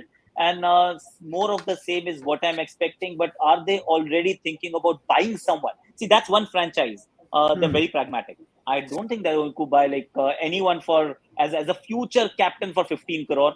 I will be shocked if that were to happen on the 12th or the 13th. Fair enough. You could actually take that Excel sheet the IPL is shared and put a control F or a command F and look at 35, and everyone over 35 is perhaps seriously at the top of CSK's priority list, because they love their experienced players. And quite frankly, who's to bet against MS Dhoni playing another 2, 3, maybe even 4 seasons, doing exactly what he's doing right now and still engineering IPL victories? Because that's how important he's been for this team as captain, even if he is captain and he's still fit behind the stumps. So that's all you really need, even if you don't get what you get from Dhoni the batter as you used to. Naga, wish list for CSK. Karan Sharma. Wow, that's it. Should we end it there? You can just drop a mic right now. He Has someone whispered it to your ear? Has Kasi? And here they won. So he's his lucky charm. Oh, Deepak Chahar and has to be their big buy. They have to go for him if they want to retain that core of sorts. So I can't see. I mean, the one player I really like if the CSK would be interested is Padikkal. He's one guy I'm like wondering how many franchises might raise their hand, but will CSK raise their hand for this guy? Because if Padikkal gets there with Gaikwad, it's a superb future for them. I mean, it would be nice. And Dhoni does like sometimes. They don't go for too many in auctions. Name me a player like, happy to be embarrassed, but a young batter they pick and who stays there for a long time. So I think I would love if CSK back Padikkal, Ruturaj you have. And forget the captaincy. The captaincy can be dealt with. Dhoni is there for a year. And then they'll groom Ruturaj. Because that is also the talk. GS will tell you he's got enough people to tell him about that. They can easily get an in-house guy like Gaikwad for next year. Moeen Ali will be an option for them, I think, as well. Moeen Ali, yeah. The bridge a year or two before Gaikward's ready, but I think they really rate Moeen Ali, and he comes from a similar captaincy philosophy as Dhoni, so I think he could easily fit into that role too. Very good at the 100 as well, wasn't he? Moeen Ali leading for Dan Vittori's side, so we know that Moeen very Ali easy to lead with. Yeah, I'm also thinking of Washington Sundar, actually, just one of the options. What about some local names? Washington Sundar, maybe Ashwin back at CSK, Shah Rukh Khan. Anyone wants to get any of these Tamil Nadu boys back? So I was actually, that was the point I was about to make, that maybe a local flavor. They have Natarajan, who's also a potential candidate there. They've never had local players, actually. Surprisingly, they haven't been very emotional about it. They've not really bothered too much about it. If you remember, till 2014, they had a lot of local flavor. They had Vijay, Badrinath, Anirudh, Ashwin, etc. But now, last 6-7 seasons, they don't have that. So that could be another strategy. Get back Sundar, get back Natarajan, get back Vijay Shankar, get back Shah Rukh, and maybe the budget. You don't need so much of money also to get these guys. They'll all be below the 10 crore bracket, like Akash said. And I was just tracking a couple of players, whether CSK, who they've paid in the past. They've always gone for Unadkat. So I won't be surprised if a player like Jaydev Unadkat comes through to CSK. He might do well under Dhoni. And similarly, Kuldeep Yadav. I have a lot of hunch that he'll come back to CSK, a proper spinner. He can fit in the 11 easily. He plays very well under MS Dhoni. And maybe not many takers for Kuldeep Yadav. So let's wait and watch if one of these two come to Chennai. They won the IPL last year without a wrist spinner. Yeah. They had Karan Sharma, no? Your boy Karan Sharma was there. He doesn't play. They just need him. Yeah, but he's there, yeah, as a specialist in the team. Right, fair enough. There you have it for CSK. Let's go to the next team, the last one that has the 4 retentions and the 48 crore balance purse, KKR. Now, fair to say that they are hoping for a lot of things to go right with each of their retentions. Andre Russell's fitness, his form, Sunil Narayan as well. Doesn't play as much cricket as he used to. He's gotten comfortable with the new action, but you never know with Narayan. And you've got Varun Chakravarti. He's got his share of injuries, out of favour from the T20 side after the World Cup. Venkatesh Iyer seems to be losing favour quickly too, after being touted as the next big thing in white ball cricket. So those are their 4 retentions. Now, let's go to Dan Vittori first up. He obviously is the man counselling Baz McCullum on what he needs to be done to get this right for KKR. Dan? Well, yes, I think you're right. I think they probably are nervous around their retentions. I think they may look at it differently from when they actually had to make those calls and see where their players are at. You know, Russell and Narayan don't play as much cricket as they potentially used to, whether it's down to form or more fitness.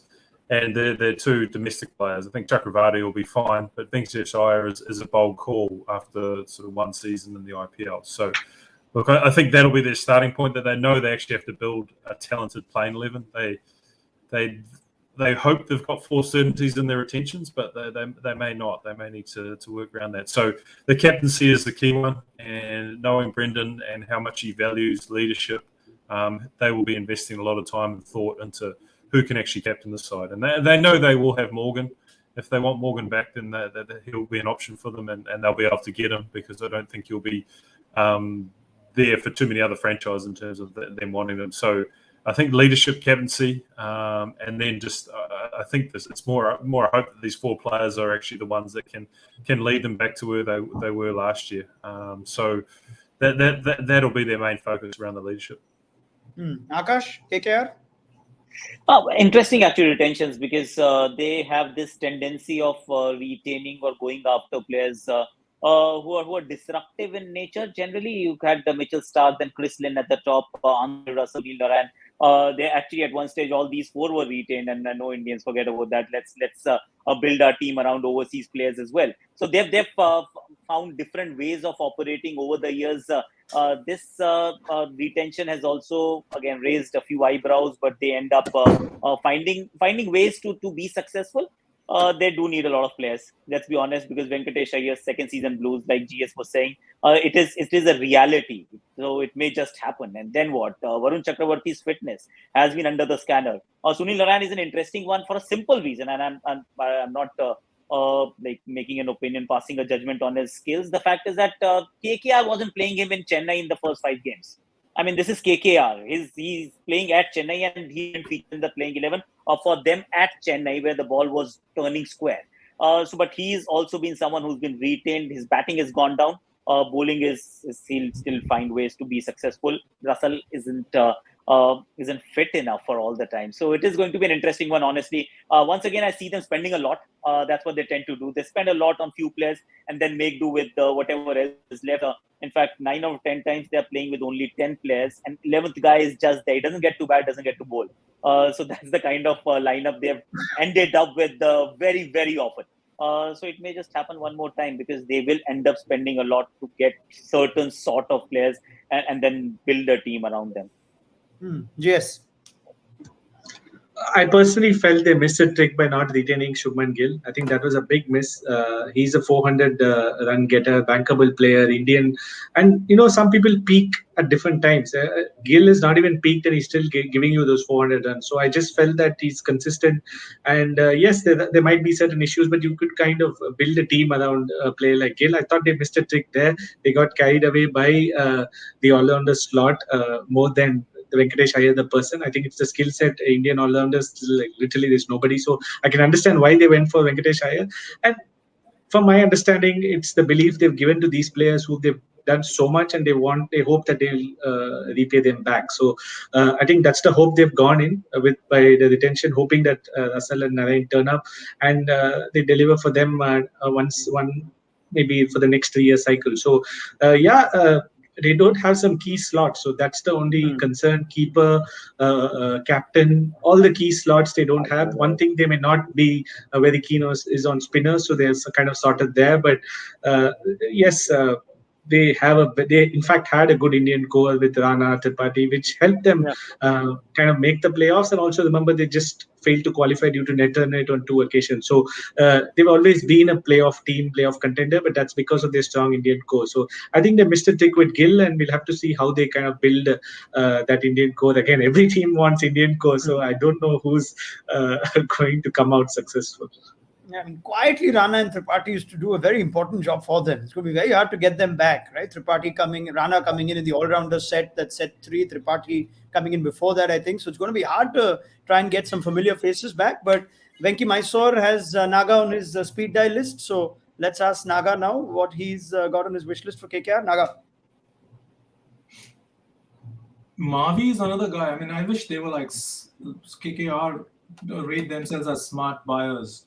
Why not invest in getting these 3 guys back? Tripathi, Mavi, and what's the other guy? Rana. Nagarkoti.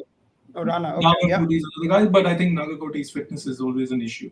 But I think KKR will go hard because they're desperate for a captain. Someone like Shreyas as someone will be on top on their list, I think. All right, there you have it for KKR. Time will tell. This is an interesting franchise. They tend to surprise us at auctions. Paid big money for Pat Cummins. Let's see which way they go on the weekend. Let's go to our next franchise, shall we? We move through them quickly. Now we go in franchises in a slightly different boat.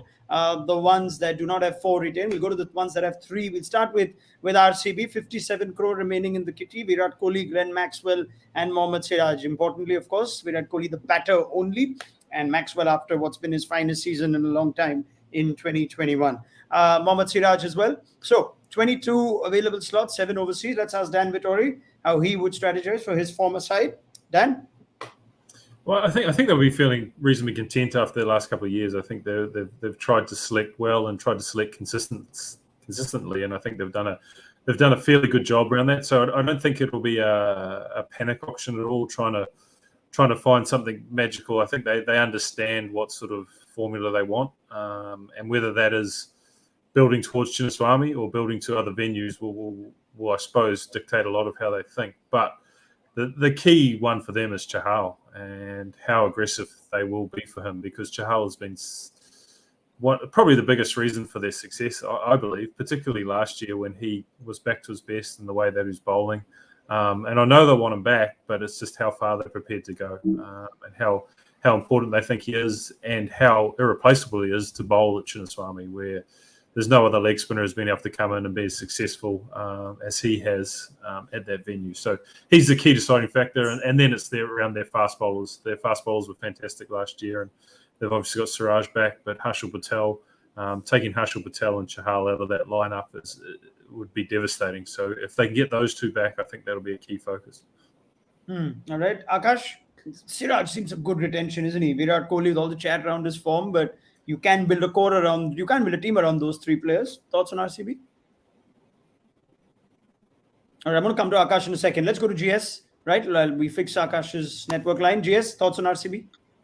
Yeah, I agree with Dan completely. I think Chahal is very key. I would have retained Chahal ahead of Siraj in an ideal world, considering how the auction pans out. You do have a lot of other options for Siraj, but I guess, again, maybe they feel something differently. They feel that Siraj is more key to their success, which is fine. So they've been pretty good over the last couple of seasons in the way they have gone about with their auction selection. I don't think they should break the bank for the player like Shreyas Iyer. They should have limits for each of those slots. They rather, again, build a core around Virat Kohli. That's been their biggest problem. Every single auction, the dependency on Kohli and that ABD and Maxwell or Gale, those 3 players, the batting has always been dependent on them. I'm sure Dan will kind of echo the same sentiment. It's been the case for quite some time. So go ahead and quickly pick those Indian players to make sure that likes of Kohli can play very, very freely. So that is something which has always hampered them. So if you want to get the best out of Kohli, what can you do? What's the kind of batting order you need to do that to kind of make sure you get the 2016 version of Kohli? Is going to be hard, but at least get that 550, 600 runs at good strike rates. So how do you go about getting the best out of Kohli and Maxwell? How do you build a team around that? That is what I'm waiting to see. So again, invest a lot more than Indian players and figure out the overseas slots later. You have enough and more overseas talent to kind of fit certain roles.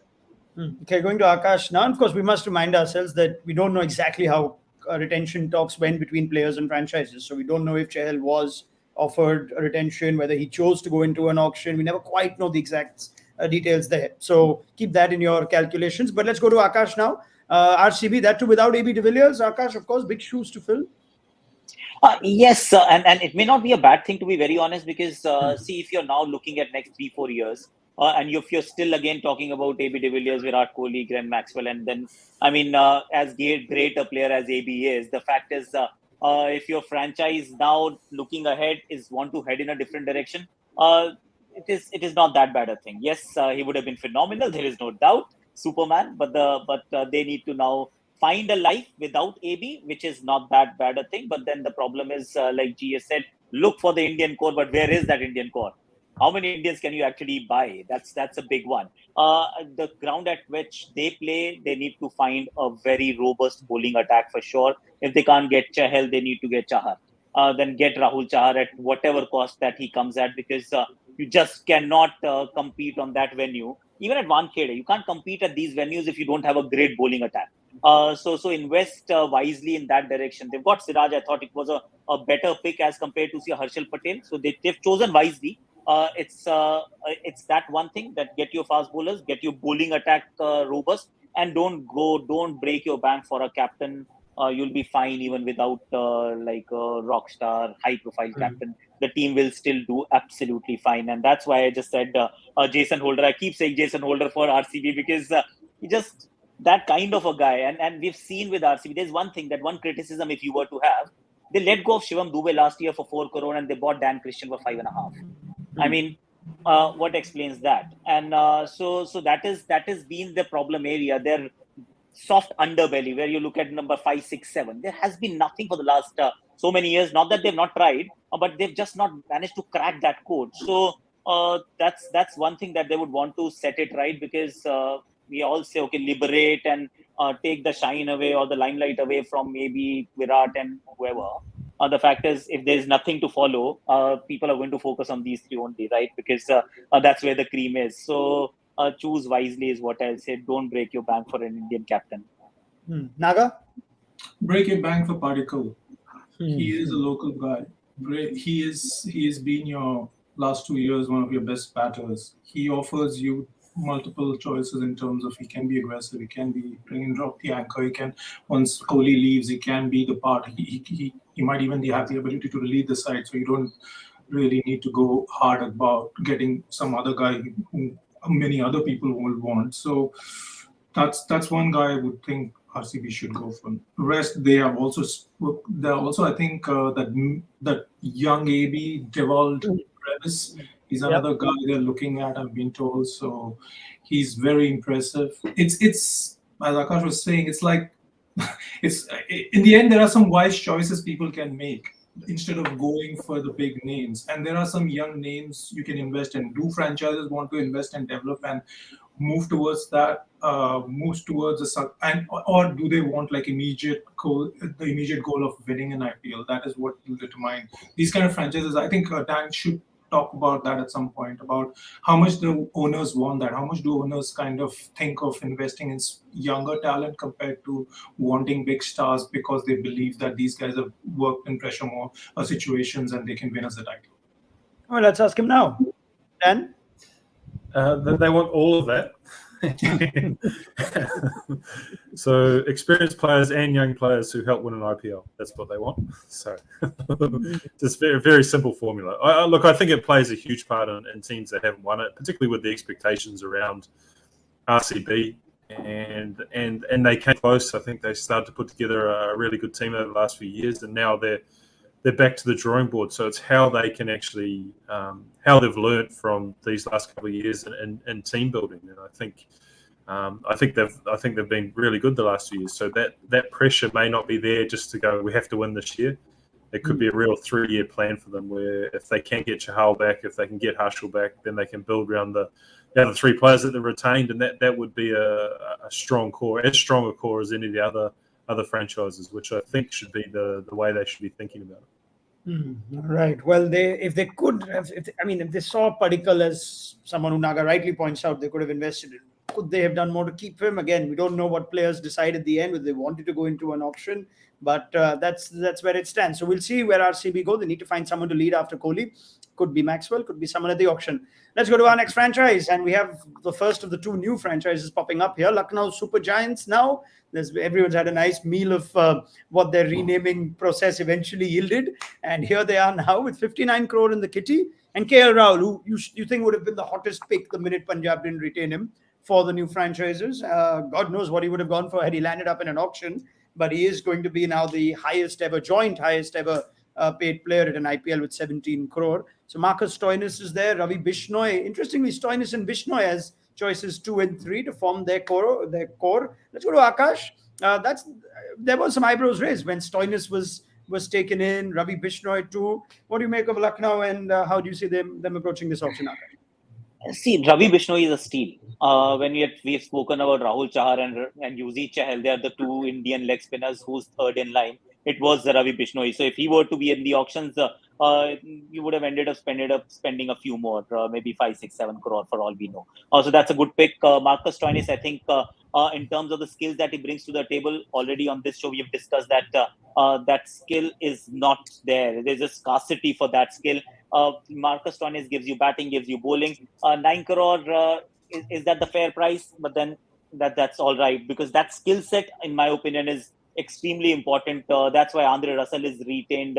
Hardik Pandya has now been drafted. You try and get these kind of players if they can bring two skills to the table before the auctions. KL Rahul, the undisputed choice. Just small correction. Punjab, you said, didn't really retain him. The fact is he didn't want to be retained. So yes, Punjab must have wanted, but the fact is the boy wanted to go somewhere else. And his captaincy will be once again under the scanner. And now that he's the captain of a fresh franchise, what I really want to see is, because he's also been now heir apparent to Rohit Sharma for Indian cricket going forward. So just pick the team, because now you are the captain and you're a captain before the auction has happened. Now pick the team the way you want and then lead it to success, because that's something. There's been a criticism, fair so as well, because too much chopping and changing. Punjab was one of the few franchises, just a couple of franchises who end up playing so many players in one season of the IPL that baffled you. They didn't play Shah Rukh Khan for plenty of matches after doing well. So those things have happened in that franchise. Let's hope that they get things right. But of course, a lot of options are still available, right? Rather opened up. There are no fast bowlers. You need to get fast bowlers. You need somebody to partner Rahul. You need middle order. There is nothing there. Again, you look at Indians. We'll say get Indian core, but there is no Indian core. So just pick wisely. There aren't too many options available, unfortunately. It's an interesting point you make, right, about KL Rahul. Still an unproven captain, you think, even though he's led as Test captain, now is also led in limited overs, and he is the heir apparent, like Akash says, but hasn't enjoyed the happiest times leading at Punjab. Let's ask GS now for a franchise that we can't really go by what their philosophy or culture is. So I don't know how hard it made his job to try and predict how Lucknow would go. Would you just have to rely on individuals, what KL Rahul is like, what Andy Flower tends to do? Yeah, so Andy Flower is a key point there. He's been a fairly successful short format coach, right? But again, how much influence does he have? It's a completely new franchise. Everybody will be excited. There'll be a lot of opinions, a lot of suggestions. They need to kind of decide all that in terms of who's the decision maker. Are they going to leave it completely to Andy Flower? He scouts pretty well. Most of his teams, they have some really good T20 stars. They have a style of play. So is Andy Flower going to be the most influential person there? I don't know. We'll have to see. They have Gautam Gambhir as well, who has won IPLs, and he has very, very strong opinions about certain players, certain styles. So we have to see how all these people come together. That's going to be very important. Or are they going to leave it completely to KL Rahul to do the kind of the role he wants to play? What kind of an opener do you want to see KL Rahul as? Does he want to play 2018 KL Rahul? Then you need to have a support team like that. You need to have a batting unit like that, right? Or if KL is going to play a more responsible innings, the innings, then you can concentrate more on the bowling. So these are things we'll have to discuss. They'll have to discuss. We'll have to see how they go about doing this. So very hard to predict. But I think if Andy if you ask me, just leave it to Andy Flower and Gautam Gambhir. I think they'll put some really good, strong team on the park. Yeah, that dressing room shadow dugout chat won't be short of strong opinions. You can guarantee that. Andy Flower and Gautam Gambhir in that. So Dan Vittori, the owners, have a good record in their short stint in the IPL. They made a final in the second year that they had. Of course, a lot of hybrids from CSK and RR in the 2 years that they missed out. But Stephen Fleming perhaps did enjoy his time at Pune, where they made a final. So perhaps it is a team that can get things right even quickly. Well, it's obviously a good start with Andy Flower there. I think he's obviously a fantastic coach and someone that they can build the franchise with. And plus KL Rahul, I think he's a fantastic player.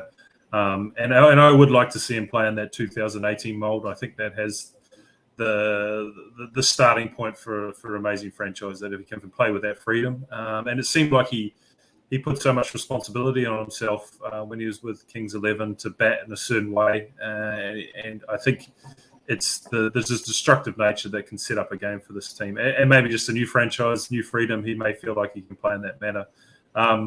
The Stoinis one's an interesting one for me. There's no doubting his talent as a player, but it was a 10 crore or 9 crore, I'm sure. That would have been fascinating where they could utilise that in the auction in terms of putting that towards local talent again. I think that's something that they're going to be striving for, like every other franchise, but them more than others will be pushing for how can they build their Indian core as quickly as possible, and having an overseas player who is not always selected in a team at the 10 crore mark may hamper that a little. Naga, what are you hearing from Lucknow? Nothing much. But they are a sort of ambitious set of owners, isn't it? He's never kind of hidden that, Sanjeev Goenka. So expect him to definitely put big money on it. They bought Ben Stokes in 2017 for a record sum of 14.5 or something like that. So they would go for that one player straight over on the marquee. Who's that player? No one knows, because they already have broken the bank to get KL. So who's the other player, and should that be a fast bowler? Should that be, there's not much an all-rounder, should that be a Shah Rukh Khan? The most people talk about him as the best power-hitting finisher right now in Indian cricket. There's nobody else. So it's about that. They need 8 players to build their team firstly. So, and 2 slots are what they would want in the marquee list. So Shami possibly, they won't break the bank for that, but I think Shami is one guy who's played with KL. So instead of, if they don't get Kahi, so they go for Shami. So yeah, I mean, it's interesting. Yeah, Ravi Bishnoi has followed his Punjab captain to Lucknow. We'll see if any other players do as well. Maybe they've got the opener to Rahul and Marcus Stoinis already. He hasn't enjoyed an opening stint for a long period in the IPL, but we know he's good there for the Melbourne Stars. So keep an eye out on how Lucknow go. Let's go to our next franchise, shall we? Ahmedabad, who have not yet revealed their new name. 52 crore is what they've got in their balance purse. Hardik Pandya will lead. That's a big one, isn't it? Hardik Pandya, the IPL captain now. Rashid Khan, dramatic non-retention for the Sunrisers Hyderabad. And there he goes now for the first time, wear a different color in the IPL. Shubman Gill is there as well. And GS making the point earlier that perhaps KKR could have invested more in trying to keep Shubman Gill in. Ahmedabad seem to have picked him up for decent begging. So that's what we've got. Let's go to Akash first up. Hardik Pandya, the captain. This should be fun. Yes, interesting choice, of course. But then, see, he's worth 15 crore. There's no doubt about it. Also, if you're looking at Hardik Pandya, the skills that he brings to the table, even if he's not bowling, he's a very unique player. So much so that Team India is looking for his replacement for the last 3 years, and they're struggling to find. They've tried plenty of people, but nobody has the kind of hitting power that he has. He enjoys, and he can give you overs eventually. See, you hope that he does. So there must have been a thought that, okay, Hardik Pandya or Shubman Gill, can we actually groom a youngster, absolutely greenhorn, and then just throw him into the deep end? Went to Hardik. That's okay. It's a tricky decision, but it's not that bad a decision. I think the steal is Rashid. And it baffles me that Lucknow could not convince him for 15, or Hyderabad didn't want to retain him for 15. And Ahmedabad just managed to this is like a daylight heist that, okay, you've got Rashid for 15, you've got Pandya for 15, you've got 8 for Shubman Gill. I thought they've done very well. To be fair, they've got a middle order Indian, an opener Indian, a middle order Indian who's an all-rounder, and then got a gun player who'll give you the 4-over bank. and can tong the ball. Rashid Khan is still a mystery, right? So they've started on the right note. They got some decent brains. I rate Ashish Nehra's brains quite a bit when it comes to just making the right selections. So I'm pretty confident that he'll do all right there. Very well. Let me at this point go to Dan Vittori, shall I? Because it's got an RCB flavor to it. Certainly the flavor that RCB went for after Dan, Ashish Nehra and Gary Kirsten at the dugout in Ahmedabad, along with the Vikram Solanki. So what can we read from there, Dan? What sort of approach do you think they'll take? Well, I think I agree with Akish. I think they have the best retained players. I think if Hardik Pandya is the player that's the all-round player and captain, with Rashid Khan and Shubman Gill at that price point, I think that's probably the best starting point for a franchise out of all the 10 teams. I mean, Rashid Khan and Hardik Pandya at their best, arguably the two best players in the IPL. So I think it's a fantastic starting point, and Shubman Gill gives that nice little bit of balance to it all. So they should be very content around where their starting point is. But it's three players, so they have a lot of work to do to build that squad, to build a team, and it'll be fascinating to see where they go. And it'll be fascinating to see how much influence someone like Hardik Pandya has around team selection. If he's that sort of captain who, his first time round, wants to get involved, wants to influence some of those selections, or he's happy for a staff and to take that on. So yeah, they'll be one to watch at the auction to see what direction they take to complement these three magnificent players. Yes, Ahmedabad. So I've been I think even in my piece, I wrote the same thing. You can't win tournaments just with Rashid Khan. And one thing I want Ahmedabad to do, or I think the only way for them to kind of really make these three retentions a success, is to invest heavily in a great bowling unit. It's a batter's game. We saw even Rashid Khan, the PSL, he has a gun bowling attack and still they're struggling. He has Shaheen Shah Afridi and Haris Rauf and still they're struggling. So people just play out Rashid and talk the other 16 overs for even 200. That's the way things are going now. So Ahmedabad have to invest on all the possible great bowlers which are available in this auction. Just make sure it could be a very, very pretty low scoring in terms of batting, but their bowling should come through every time. I think that's the strategy I would vouch for Ahmedabad. Don't go behind the batters. Get all the best bowlers in your kitty. Support Rashid Khan as much as possible.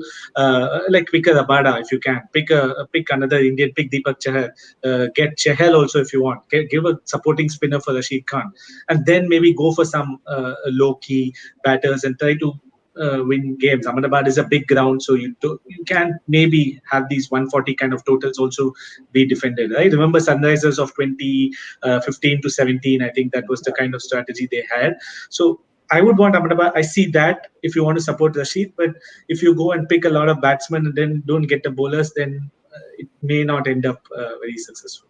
Interesting storyline made even more curious, Naga, the fact that Hardik Pandya finds himself in perhaps his lowest personal bit of form and fitness that he's seen in the last few years. Now they've named him captain. I wonder if they could have just held on to that until after the auction, but they know which way they want to go.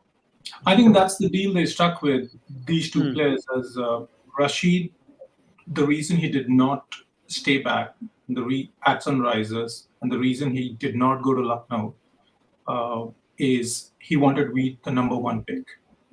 He wanted to be the number one pick. Neither of the franchises agreed because they had already zeroed in on KW and KL.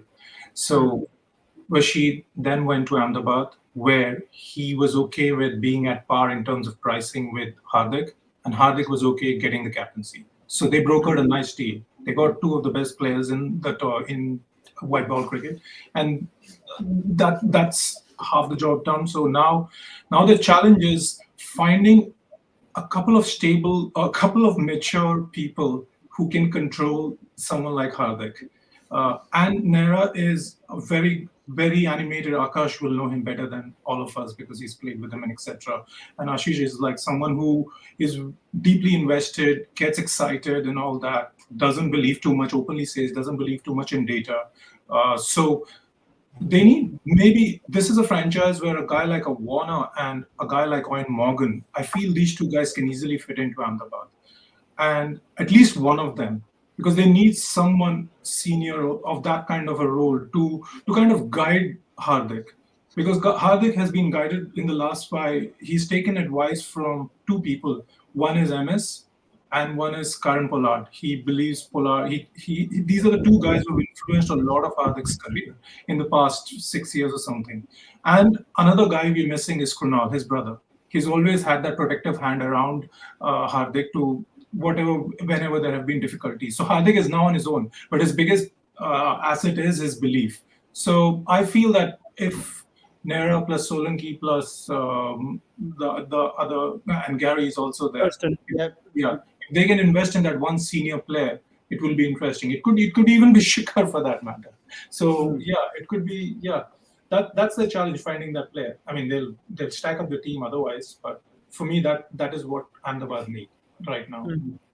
All right, let's go to our next franchise, shall we? Speaking of Rashid Khan, Sunrisers Hyderabad, and have really been dealt, you can call it a bit of a metaphorical blow in the gut when Rashid Khan was not retained. They don't know how to live without Rashid Khan. Never seen that in the IPL. So we'll see that for the first time. But the Sunrisers have 68 crore. That's the good thing. They got a lot of money to play with. And in Abdul Samad and Umran Malik, they've managed to pick two exciting young uncapped players for the future. Umran Malik, with the evidence of just a handful of games last season, came in as a net bowler for Sunrisers, clocked up 150 clicks, and here he is now retained ahead of a big auction along with Kane Williamson, arguably the best overseas captain choice, certainly in the IPL, up for grabs. So how do Sunrisers try and build from without a player that's been so big for them? Dan, Rashid Khan, you almost thought that was one thing you could build around in the past. So too David Warner. They now have to learn to live life without them.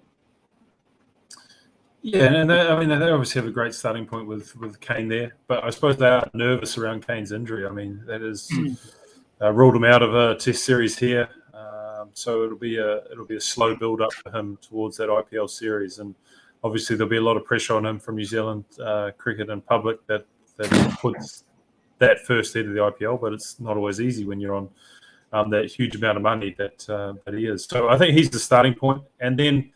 Look, I know Rashid Khan was the reason that they were so successful, but it was that bowling attack, that core around him, and they added the Indian fast bowlers, and whether they can go back to something like that with the likes of Chahal or Chahar, whether they could be the focal point of a rebuild, having that leg spinner that allows them to be aggressive and also dominate through those middle stages. So if I was Sunrisers, I wouldn't look too far removed from the past in terms of the fact that they are an incredibly successful franchise. Right? I know we've had numerous discussions around how we think they're one of the most stable franchises, and last year was probably a bit of an anomaly. So whether they can go back to that with Tom Moody in charge and probably in control of everything, he can direct the intentions of the franchise back to where they were. One thing, GS, we've always said when we cover auctions over the years is we're always appreciative of Sunrisers at an auction. We tend to think they do smart things at an auction, even in a season when they finish last, like last year. It's not like, or they had a bad season like last year. It's not like they had a bad team. So can we expect more of the same with Tom Moody back now, hands-on with the franchise? Yeah, they've generally been a smart team. They also don't. Yeah, they did spend for Manish Pandey, but generally they got Kane for the steal the last auction. They managed to get back Rashid also. Remember, they didn't retain him as well. So I think they would have understood that the template has passed its time. So one of the biggest challenges all of us we keep discussing is they had three overseas right at the top. They had Kane, Bairstow, and Warner, and they could only fit in two. So all these mistakes they would kind of look to change this time around. So yes, we can definitely expect some very, very intelligent decisions from them. They might pick some very good, maybe their scouting might help. They have a very, very big team now. They have Dale Steyn, Brian Lara, Tom Moody. It's a star-studded lineup there itself. So I'm sure they'll come up with some very, very smart decisions. Again, I think they'll go for one really big buy upfront. I think they'll either go for Shreyas Iyer or Ishan Kishan and maybe try to just break the bank for them is my view. All right. Akash? I find it very interesting actually that when they retain two uncapped Indians. Generally, the whole idea about retention is that whoever you're retaining should walk into your playing 11 every single time, or at least 12 out of 14 games. You start with them. If they're not a part of your starting lineup, IPL has, like Dan right at the start said that 1 year is a long time. That's your long-term vision.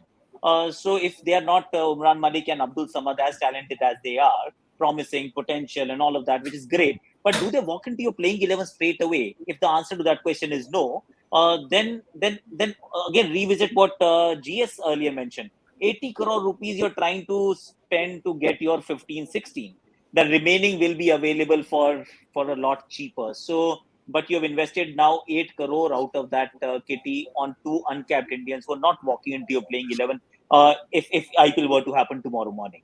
So that's, I think it's a slightly strange decision from my standpoint. But other than that, it's a good thing. It's a good thing that Rashid, in a way, that Rashid is not there, and they should not look to repeat what has happened, because Bhuvneshwar Kumar, you won't go to him, right? Sandeep Sharma, you won't go to him. Siddharth Kaul, you won't go to him. So if there's their whole formula, the bowling unit that they had put together, it had now passed that sell-by date. So now you do want their theory will still be the same. Left is right. They'll go for a lot of lefties. They'll build a very strong bowling unit. So those are a few DNA things that will stay. The philosophy that will stay. But change the personnel, even if you're not changing the philosophy. Yeah, I mean, you've got to wonder who were actually strong contenders to be retained once they'd moved on from Warner, and once Rashid Khan's deal broke down. Though interestingly, I wonder, Naga, if they would have thought of the same Ahmedabad type deal and told Rashid, we'll put you on par with Kane Williamson, give each of them the same amount of money. I wonder if that would have happened, whether Rashid would have said, yeah, okay, I'm okay with that, because it seems like the kind of thing that Sunrisers should have been able to manage, unless Rashid was just keen for a new challenge. Yeah, quite a few questionable decisions, like all of us have, like Akash just pointed out, detentions, Warner, all kinds of things have happened with the franchise. But going forward, they have to take a new step. And what is the new page they are turning to now? What can it be? I mean, one player they can think of who played for them, who did well for them, who Akash pointed out right at the beginning, is Jason Holder. Get him. He is your captain also. Backup captain to KW. He's the all-rounder. He does various jobs for you. He's a fast bowler. So you get all in one with Holder, and you will get him cheap, not much. You won't get him for that much. Instead of going for the top few most potential expensive buys, will they think about maybe someone like with Moody around? Will they think about Pat Cummins? But the availability is another factor. So yeah, it's difficult. That is, they have the money. How wisely they spend it now is their challenge. So 68 crores is big. It's the second highest behind Punjab. Yeah. So yeah, it is a challenge when you have big money. So I don't know. I think isn't Jason Holder going to be the most expensive player? The amount of times he's been mentioned in this conversation, he's breaking the bank. I was actually going to say that we have built up Jason Holder so much because there is a general appreciation for Jason Holder when you analyze the IPL and watch it, but somehow it doesn't translate into big bucks at the auction table. Now, will that change now that there are 10 franchises? No, Dan, I wonder, like, even Adam Zampa, like one of the best leg spinners, why is he not rated in IPL? Like, rated in the sense, why doesn't he find a spot consistently? Yeah, but in fairness, hates all overseas spinners. That's why. Yeah, no, but in fairness, overseas spinners, there's a universal sort of, there's a rule of franchise. Yeah. But people do pay for the skill set. The people do pay for the skill set Jason Holder has, but they don't pay Jason Holder for it for some reason. They pay a lot of other guys for it. They have to. I mean, his timing's impeccable in terms of his form that he showed. And when he was with Sunrisers, he did a fantastic job as well, I thought. So, look, I think he ticks a lot of boxes and he will be incredibly popular. He'll be very happy of these conversations going on. He's probably watching for all is good old Jason. Yes, back into the West Indies side, player of the series in the game in the series against England, and it couldn't be better off that he actually came in for Mitchell Marsh, didn't he, when there was injury? So there can't be a better storyline to see now how Marsh and Holder go when they come up in the same auction pot or auction set come Saturday. Right. Let's move on. Naga talks about big money that Sunrisers have, second to Punjab. So let's talk about Punjab, our penultimate franchise. Is big money still going to be a big advantage? Because we know in the past that Punjab have gone into, let's call them smaller auctions with a lot of money, perhaps not done justice, or certainly with the season that turned out, not done justice to the kind of money they went into the auction with. Just Mayank Agarwal and Arshdeep Singh after KL Rahul decided to move on, and they've got 8 overseas slots, no overseas player retained. GS, what can we expect from Punjab and Anil Kumble? If I can predict that, I think I don't think anybody can, to be honest. Uh, every time they kind of surprise us, and see, I think it has to do more with the way the franchise works. You have a lot of owners there. The two teams you're going to yet to talk about, Punjab and Rajasthan, they're multi-owner teams, right? So it those things matter a lot. It may not be very tangible outside. We may not be able to see it, but you have 4 or 5 decision makers who have to come and they give their suggestions for their players, and then things go wrong. And we've seen, like, a very respected cricketer told me that if a player can't, if Anil, for example, couldn't convince Ravi Bishnoi, who's a young leg spinner, to kind of stay in the same franchise, then there is something. There's something wrong there, KL Rahul not going back to his Karnataka legend. So many things seem right there, but it's not right. So I think they have to get their auction strategy spot on. They have to get they have to build a team, they have to build a good fan base, and they have to qualify to the playoffs. That has to be their only goal. Look at just 1 year, first make the playoffs. They've come too close too many times and they've not made it. They've always had some mistakes.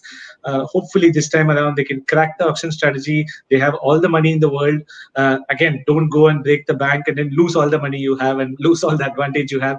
I think what I would like to see from auction strategies at every stage, at the end of each and every player, I want to see Punjab have the most money.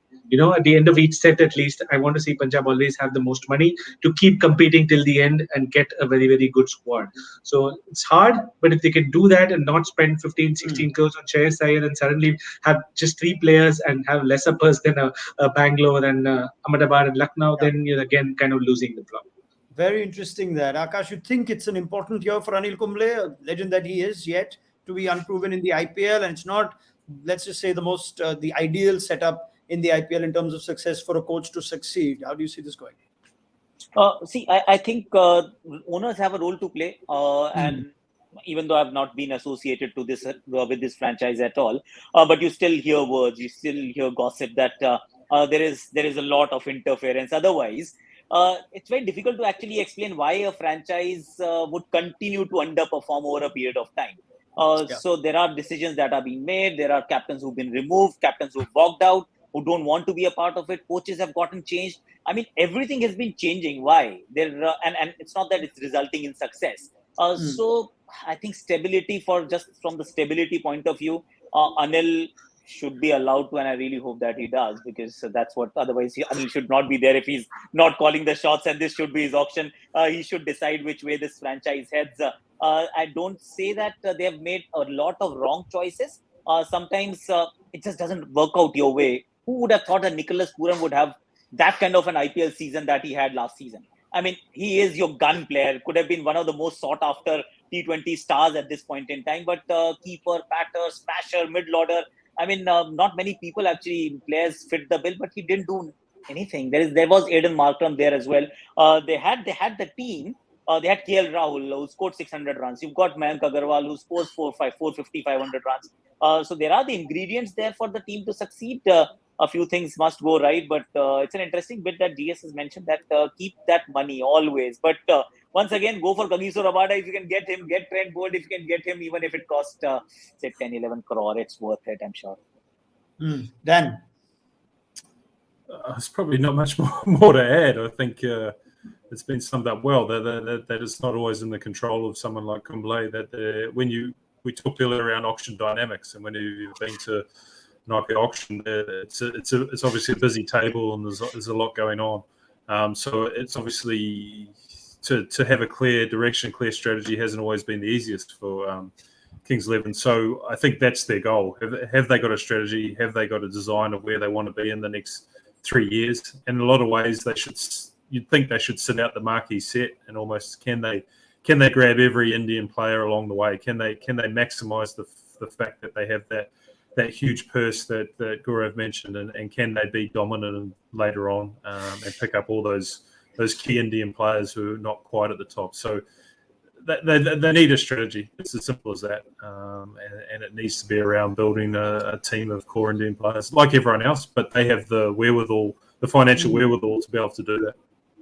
I think that's fascinating. If they do decide to go conservative in the first set and try and bully the auction later on, one thing we also seen is they don't necessarily spend their entire balance purse Perhaps they're not authorized to, whatever it may be. But if that is a factor, maybe you're not playing with 72 crores. So let's hope that isn't the case. Anil Kumble needs as many hands free as possible.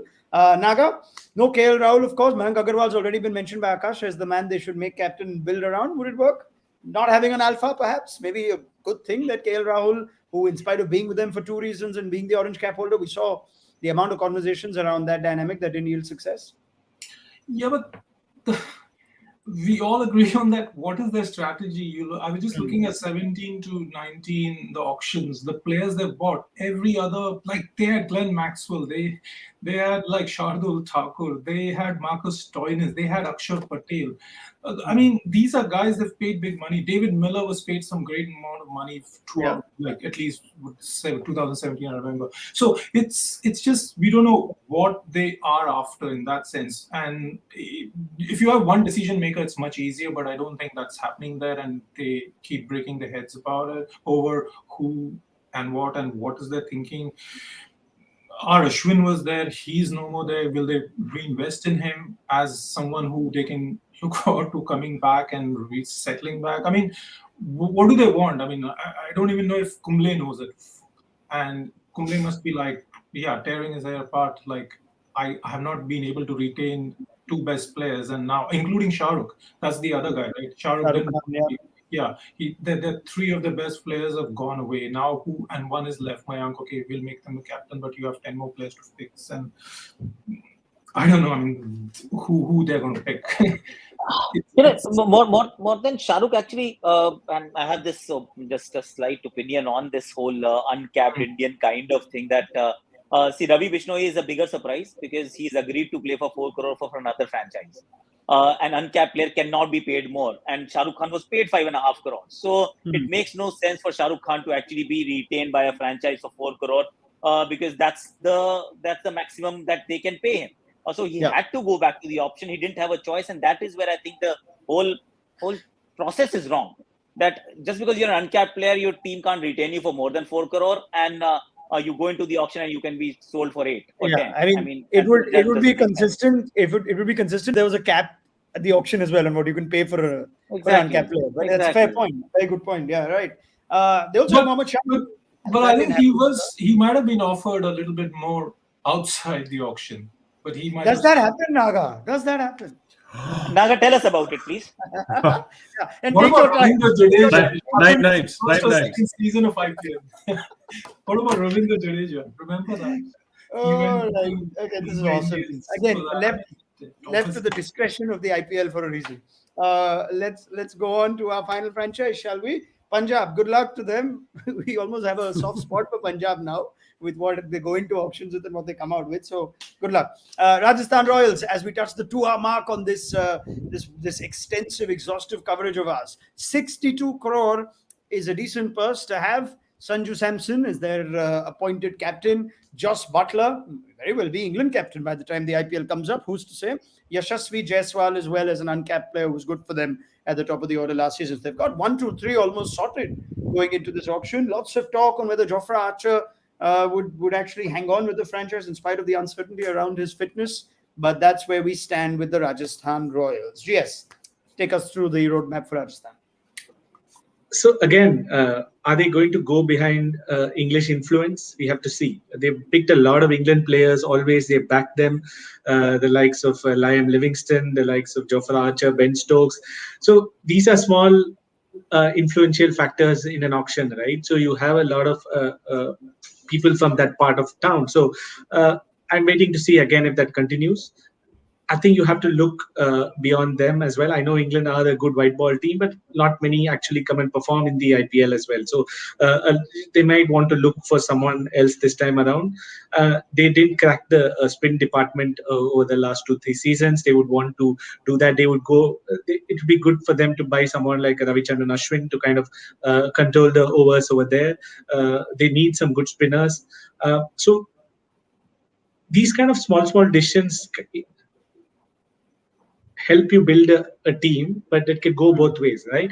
If you want a heavy England core, you want Liam Livingston now to. I think he's a great asset for any T20 team. The form he is in, he started bowling leggies as well. So I think Livingston would be maybe after Jason Holder. I also feel Livingston and Rabada may get around the same kind of prices because he offers multiple roles. We have to see if Rajasthan kind of get him back. They had a chance to retain him, but they didn't. So these are decisions we have to see, wait and watch what kind of direction they go. Do they go behind the England players? Availability is a problem, which they faced last couple of seasons as well. Are they going to go invest on Indian youth? They did it with Riyan Parag, they did it with Yashasvi. Are they going to go that way? Very, very hard to guess, but these are the challenges for Rajasthan. The way they go about thinking, the way they recruit their overseas players is going to be key. Ashwin and Rajasthan. I can't imagine it. Ashwin and Butler in the same team. How much fun is that going to be? Right. Let's ask Akash Chopra, who I know, Akash, when we were discussing Rajasthan, especially when their season started going south. You were very vociferously critical of a number of things, because I think that whole they're a team that invests in youth and whatnot, it's gotten a bit stale, hasn't it? It's not yielded in success. It almost never yields in success. That's not like they're up there and they fall short. So there are a lot of things that Rajasthan, like Punjab, also need to get right at this web auction, don't they? Absolutely. In fact, if Ashwin is with Joss, at least no run out at the non-striker end. That is taken care of. Okay, Nets, nobody stands there. It's all right. But when you talk about, Rajasthan started as like a Moneyball team, right? That we're not going to spend a lot and therefore we'll get lesser known players, which is absolutely fine. It's a great strategy if you can succeed. They succeeded first time around, then you keep punching above your weight once in a while. If you fall short, you don't feel bad. But once you start spending your entire purse, now you have to be accountable that are you actually investing in the right kind of players? So either you can go in a lesser known Indian player direction or a lesser known overseas player direction, like a Darcy shot all those years ago. Or you go with established stars, because they're all coming at the same price. It's not that you're saving a lot of money and therefore you're making at least savings, if not a great team.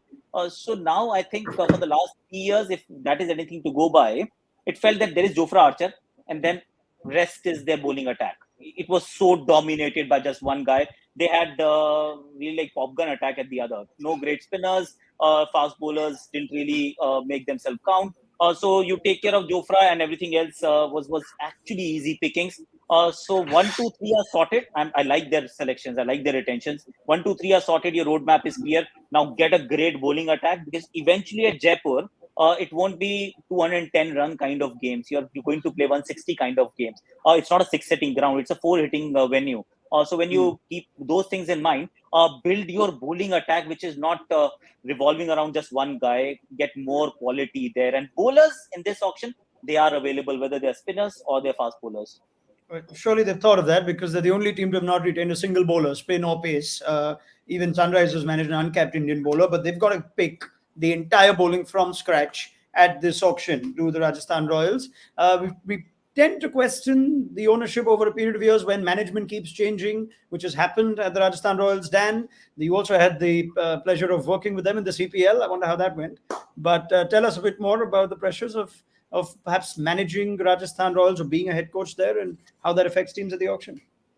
Yeah, well, I think they do have a lot of input from ownership. I think that would be the most polite way to put it. I think that they influence a lot of what's going on there, and in a lot of ways, I suppose because they've had a revolving door around coaches, they've never really had a philosophy or anything consistent at the ground level. So the playing group has sort of been left behind because they're not sure what management is doing every year, and they've had some great coaches, but they just haven't been there very long. So it's very difficult for them to actually implement anything. So I know it's a fresh start with Sangakkara, and he's obviously a hugely respected cricketing mind, and his ability to influence an auction and stamp, I suppose, his mark on it will be the key, because we talk about the Moneyball aspect, but they've actually had really poor auctions, and when they've come out of it, you haven't really sure what direction they're going.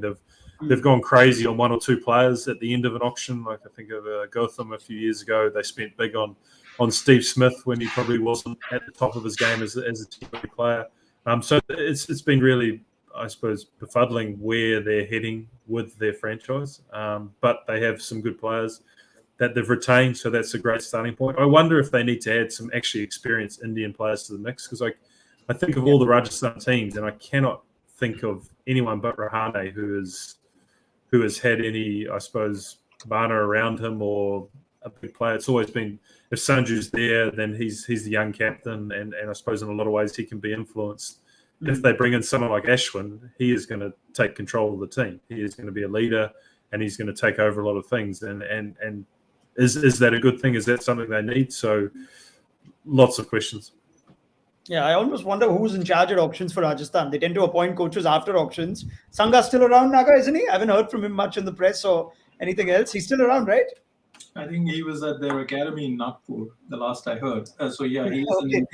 he's where you are. So in India. So but the principal owner is Badale, and he's been around from 2008. So when I was chatting to him late last year, and he was saying that he would want to finish at least mid-table. And why can't Rajasthan finish mid-table? Because of all the factors that the rest of the panel I just mentioned. But Dan makes a very important point that where is that experience in Rajasthan? They've never had that Indian experience players in their lot, and now they have the money. They have another opportunity. They can actually get 3 to 4 players in the top 3 sets if they invest smartly. They have a Shami as a fast bowler. They have Ashwin up there. I mean, Ashwin, I'm not sure, but Ashwin is there definitely. They have Shikhar also, who's equally capable to bat with Samson. Crowded top order though. Crowded top order already. Samson, Yashasvi, and Butler. So. Oh, what about Chahar? Deepak Chahar or Shardul Thakur? Yeah, bowlers. Yeah. You have an all-rounder. They invested in Chris Morris last year so much, or last 2 years, in the sense but what has that got them breaking the bank? So why not invest smartly in it? And they were the Moneyball team, right? They used to be called as the Moneyball team, and that's no more the case. Why invest? What they do is they invest like one player, they'll invest 14, 15 crores, and then they'll spend 20, 30 lakhs to collect a pack of 15 unknown players what are they going to achieve? I mean, by doing that? Well, why not kind of give experience its due and kind of pay that money? Maybe that's a better way to look at it. And Sangha might now have got a grip because last year was his first season. So let's see what kind of changes he can bring. If the word from the owners is mid-table, well, until last year that was making the playoffs. This year suddenly it's just missing out on the playoffs. So if you finish right bang in the middle, we'll see what Rajasthan's end up with. But it is a franchise that has underachieved. Let's be fair. No titles since the opening season, which was a different world entirely in T20 cricket, and they make the playoffs just about on and off. But it's not considered to be one of the powerhouses of the IPL, is it?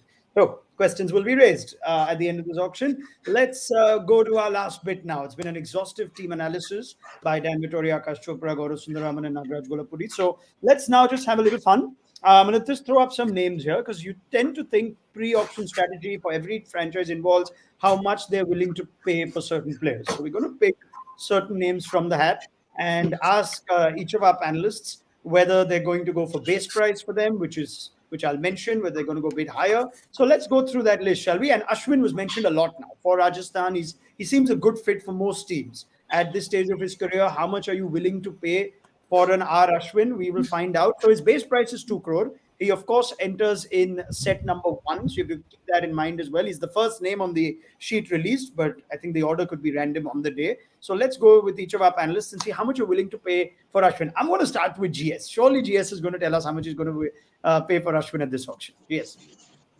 I think between 5 and 7. Okay, you're going to say between 5 and 7. Now, I'll give you the brackets. 2 to 4, 4 to 7, or over 7, right? So you're going to go with 4 to 7. All right, fair enough. So 4 to 7 for Gaurav Sundararaman. Akash, how much for Ashwin? Same, 4 to 7. I won't touch 7 for Ashwin. Okay. Dan? 7. Exactly 7. All right. It fits in 4 to 7 then, even though Dan Vittoria is going a bit higher for it. Naga? 6. Okay, so that also falls in between 4 to 7. Yeah, I think even 4 and 7 is a fairly big margin. Yeah. They want It is a huge margin. or 7 for someone. Ask the Mumbai Indians whether 3 crore will make a difference to their kitty. But yeah, it's fair to say Ashwin is likely to fall in that 4 to 7 bracket. So I'm with everybody else on this.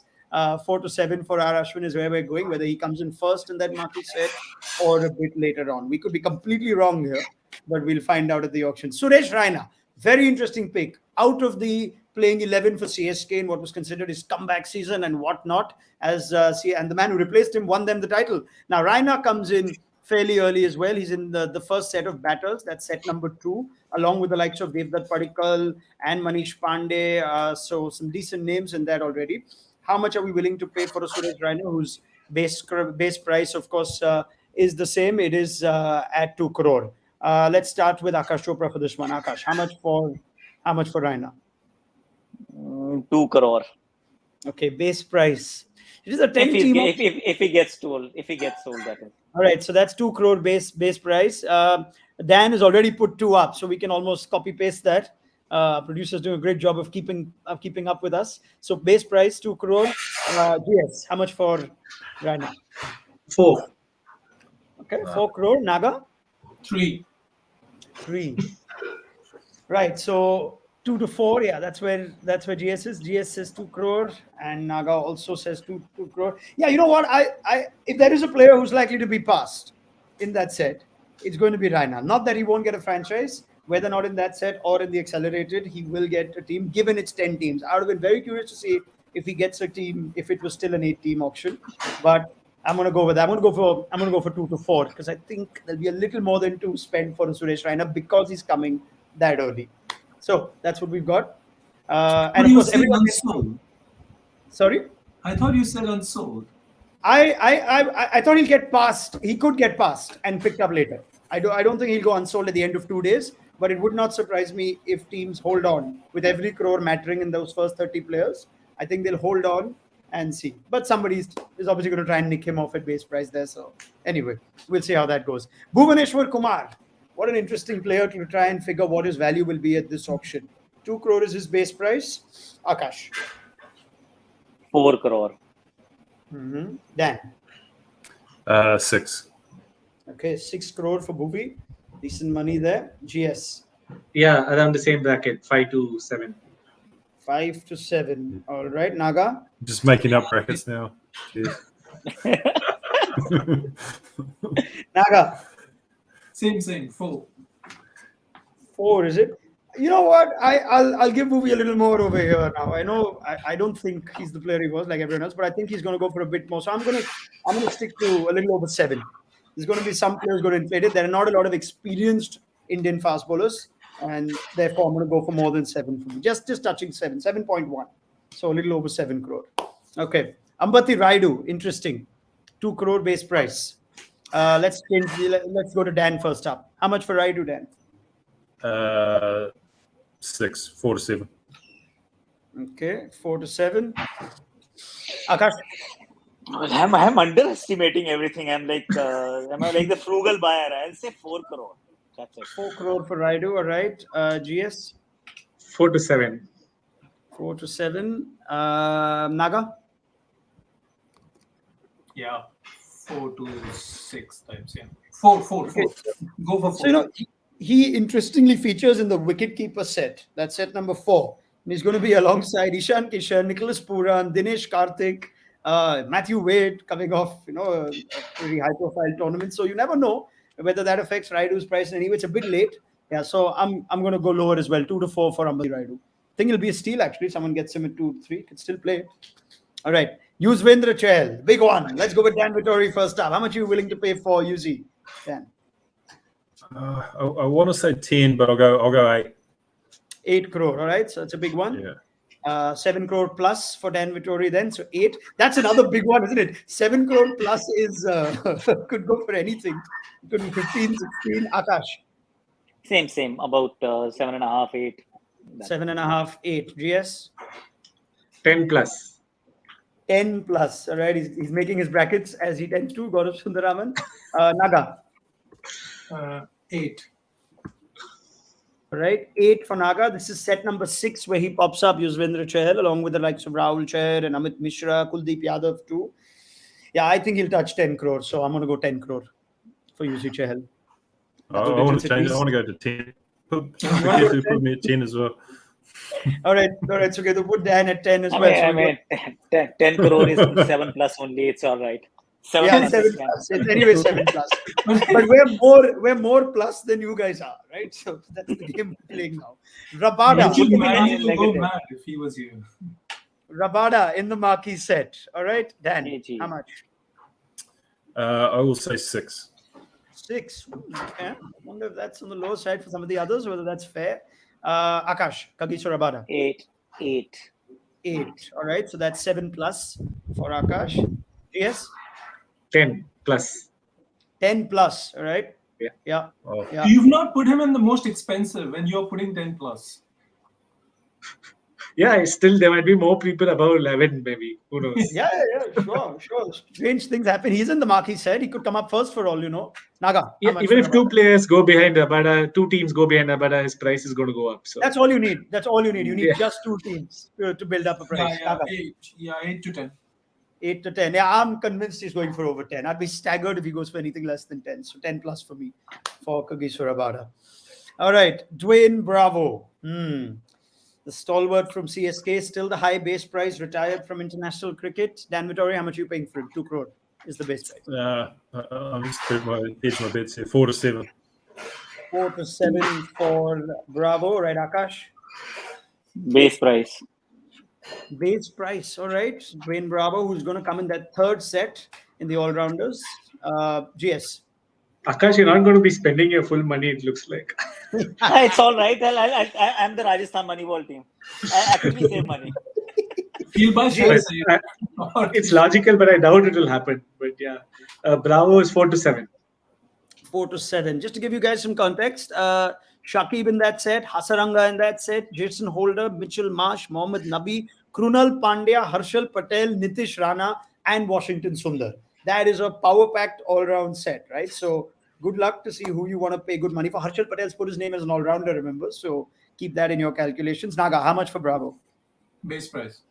Base price. Yeah, I think after I've read that list that he's in, I'm just going to say base price because you're willing to put a lot more money to some of the other players in that. So if anything, There's Bravo. not 10 all-rounders there, so not everyone can have them. Say that again, Dan. I said there's 10 franchises, so not everyone's going to get a player from that set. So someone will want Bravo. Chino will bid for him. Yep. Fair. David Warner. 2 crore is the base price in the marquee set. 3 franchises looking for captains. Right, Dan. David Warner, give us a price. 10.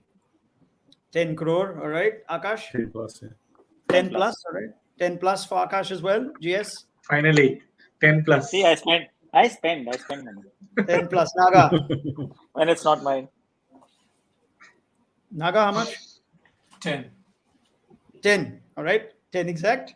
Okay. I'll go for 10 plus as well, given that 9 franchises may well be interested in him. 9, right? Okay. Faf du Plessis, 2 crore the base price. He's in the marquee set as well as the former South African captain. Dan. Well, yeah, we never discussed him as a captaincy option as well. I think he could fit that bill. So I would say he would be 7 plus.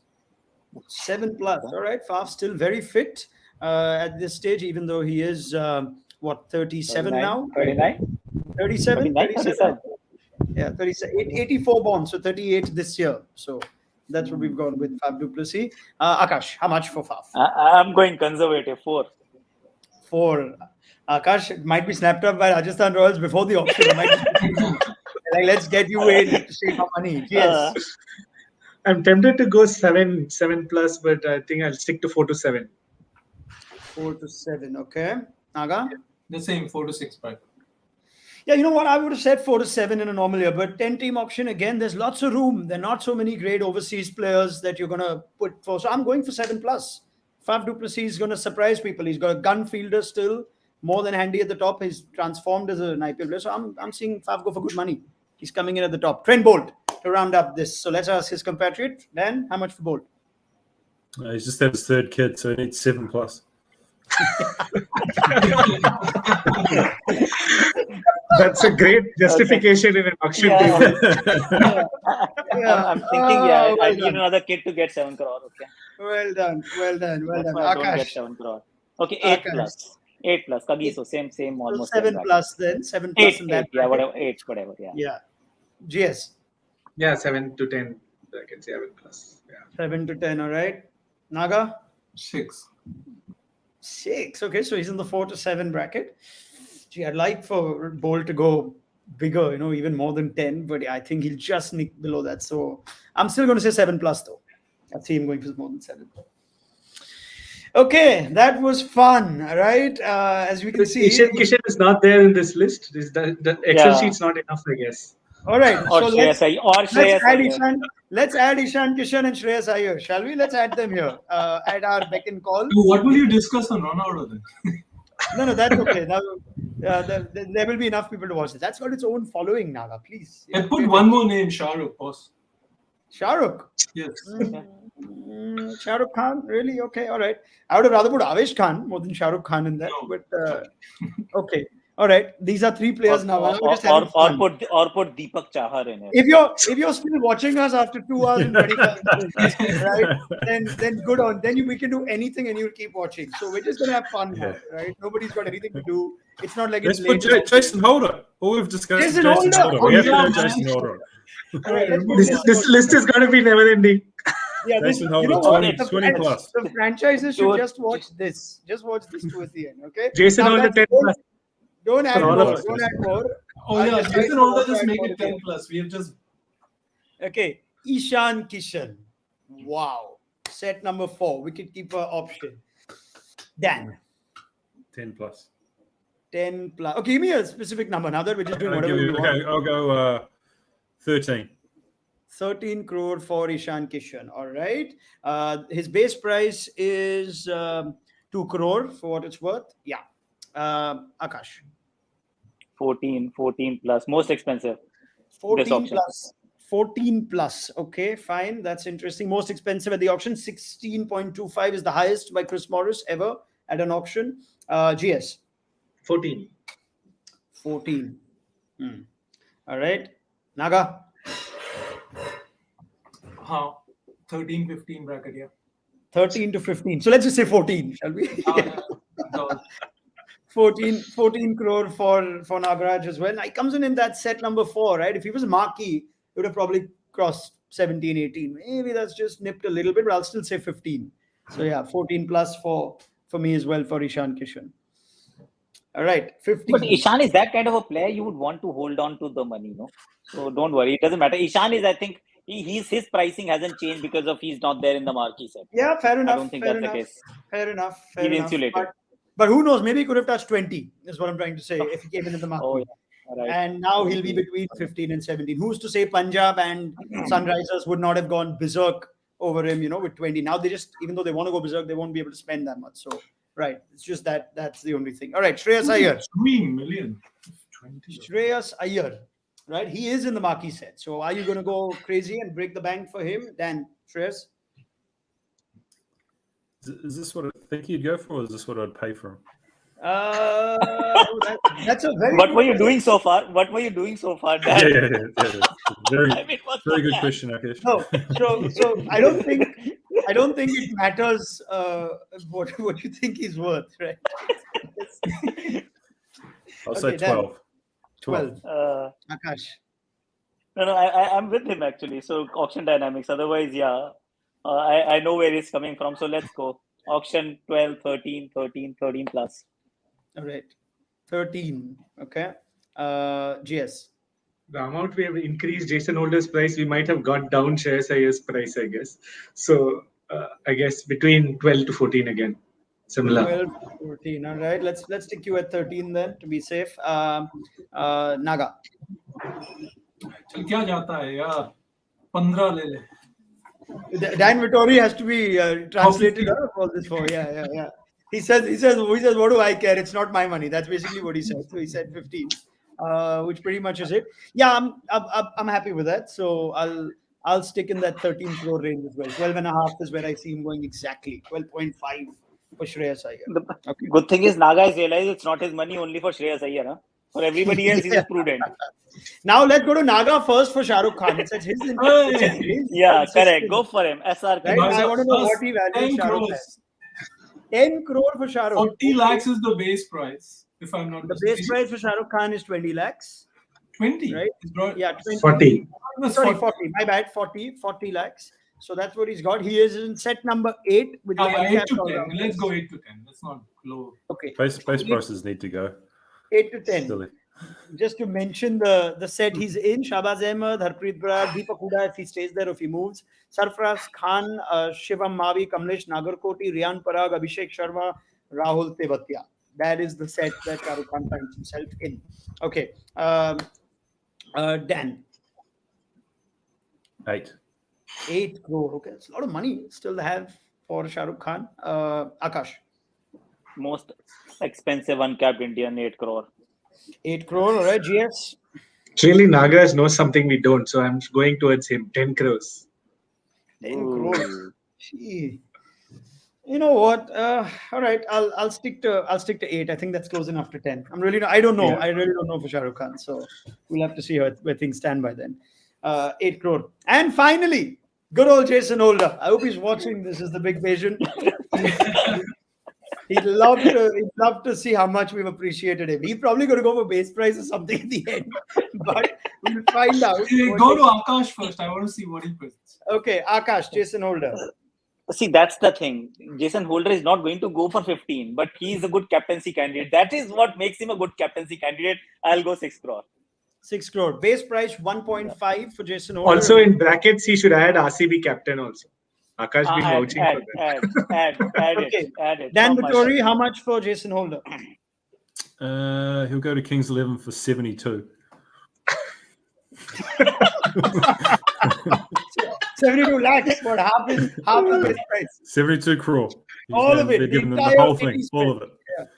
All right. I will say Jace will go for 7. 7 crore. All right. Decent money. Who we got next? 10 Jace. plus. 10 plus. All right. Okay. Naga. What bracket does he follow? He's in that first set of all-rounders. He's right Yeah. up there, right up there. So, a first set of all-rounders along with Shakib, Bravo, Hasaranga, Mitchell Right. Marsh, Nabi, Krunal, Harshal, Nitish Rana, Washington Sundar. 7. Okay, 7. Yeah, I mean, I really hope he gets 10. I think he'll just fall short. So I'm going for 8 to 9. So let's go 8 crore for Jason Holder. Even though I really hope people splurge the He money. still has 2 more knocks coming up, so let's see.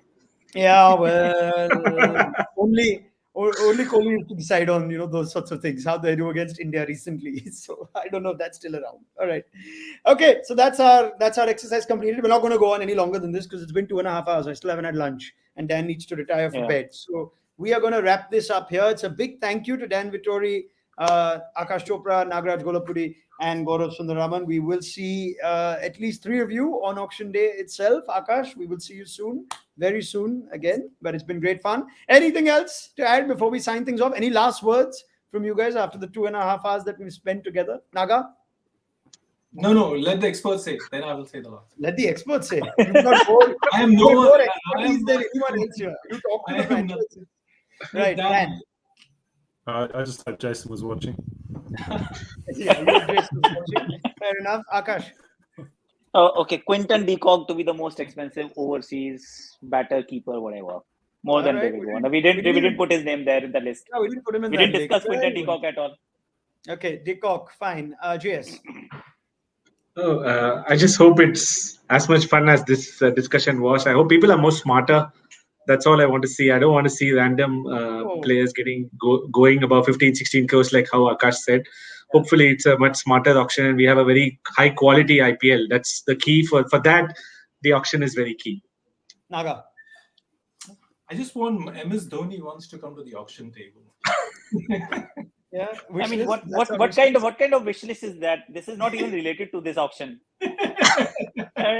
First time you've taken a name and you've taken a name in a We've context. spoken so much. Sorry. No. Actually, I agree with GS. Has IPL moved to a place where It's not names, and it's more smart buys. Can we look at smart buys? Can the middle-ranked England players like a Rana or a Mavi or a can franchises invest in these guys more because they are the most consistent, or a Tripathi for that matter? The unheralded names can IPL invest in that, because that's also the future. It's a long-term one. That's what I would like to see. All right. Fascinating. Brilliant. And let's see if that is indeed what we see on Saturday and Sunday. What I would like is for Dan Vittori and Akash Chopra to not join a franchise, because we are really running out of guests to have for things like this, right? Everyone seems to be picked up by franchise. We lost poor old Gautam Gambhir. We lost a few others who've joined us on IPLs year in, year out. So, gentlemen, I know we pay you more than franchises would. So, please hang around with us, right? Okay, we don't, but you have job security with us. You don't enjoy that with the franchise. Right? We will always come to you. We will always employ you. Yeah, we make you stay awake at 2 a.m, Dan. Yeah, see, yeah. I love it. Anyway, Dan's moving. Dan's moving now. He's moving to Bombay for the next 2 or 3 years. All right. Thank you very much, Dan, All right. Akash, GS, and Thank you. Naga. It's been an Thanks, absolute guys. pleasure. More from us then as the IPL continues to roll along. But of course, this was our exhaustive coverage in the build-up to the big mega auction. This was ESPN Cricket for Auction Day, of course. And we will see you very soon on the weekend.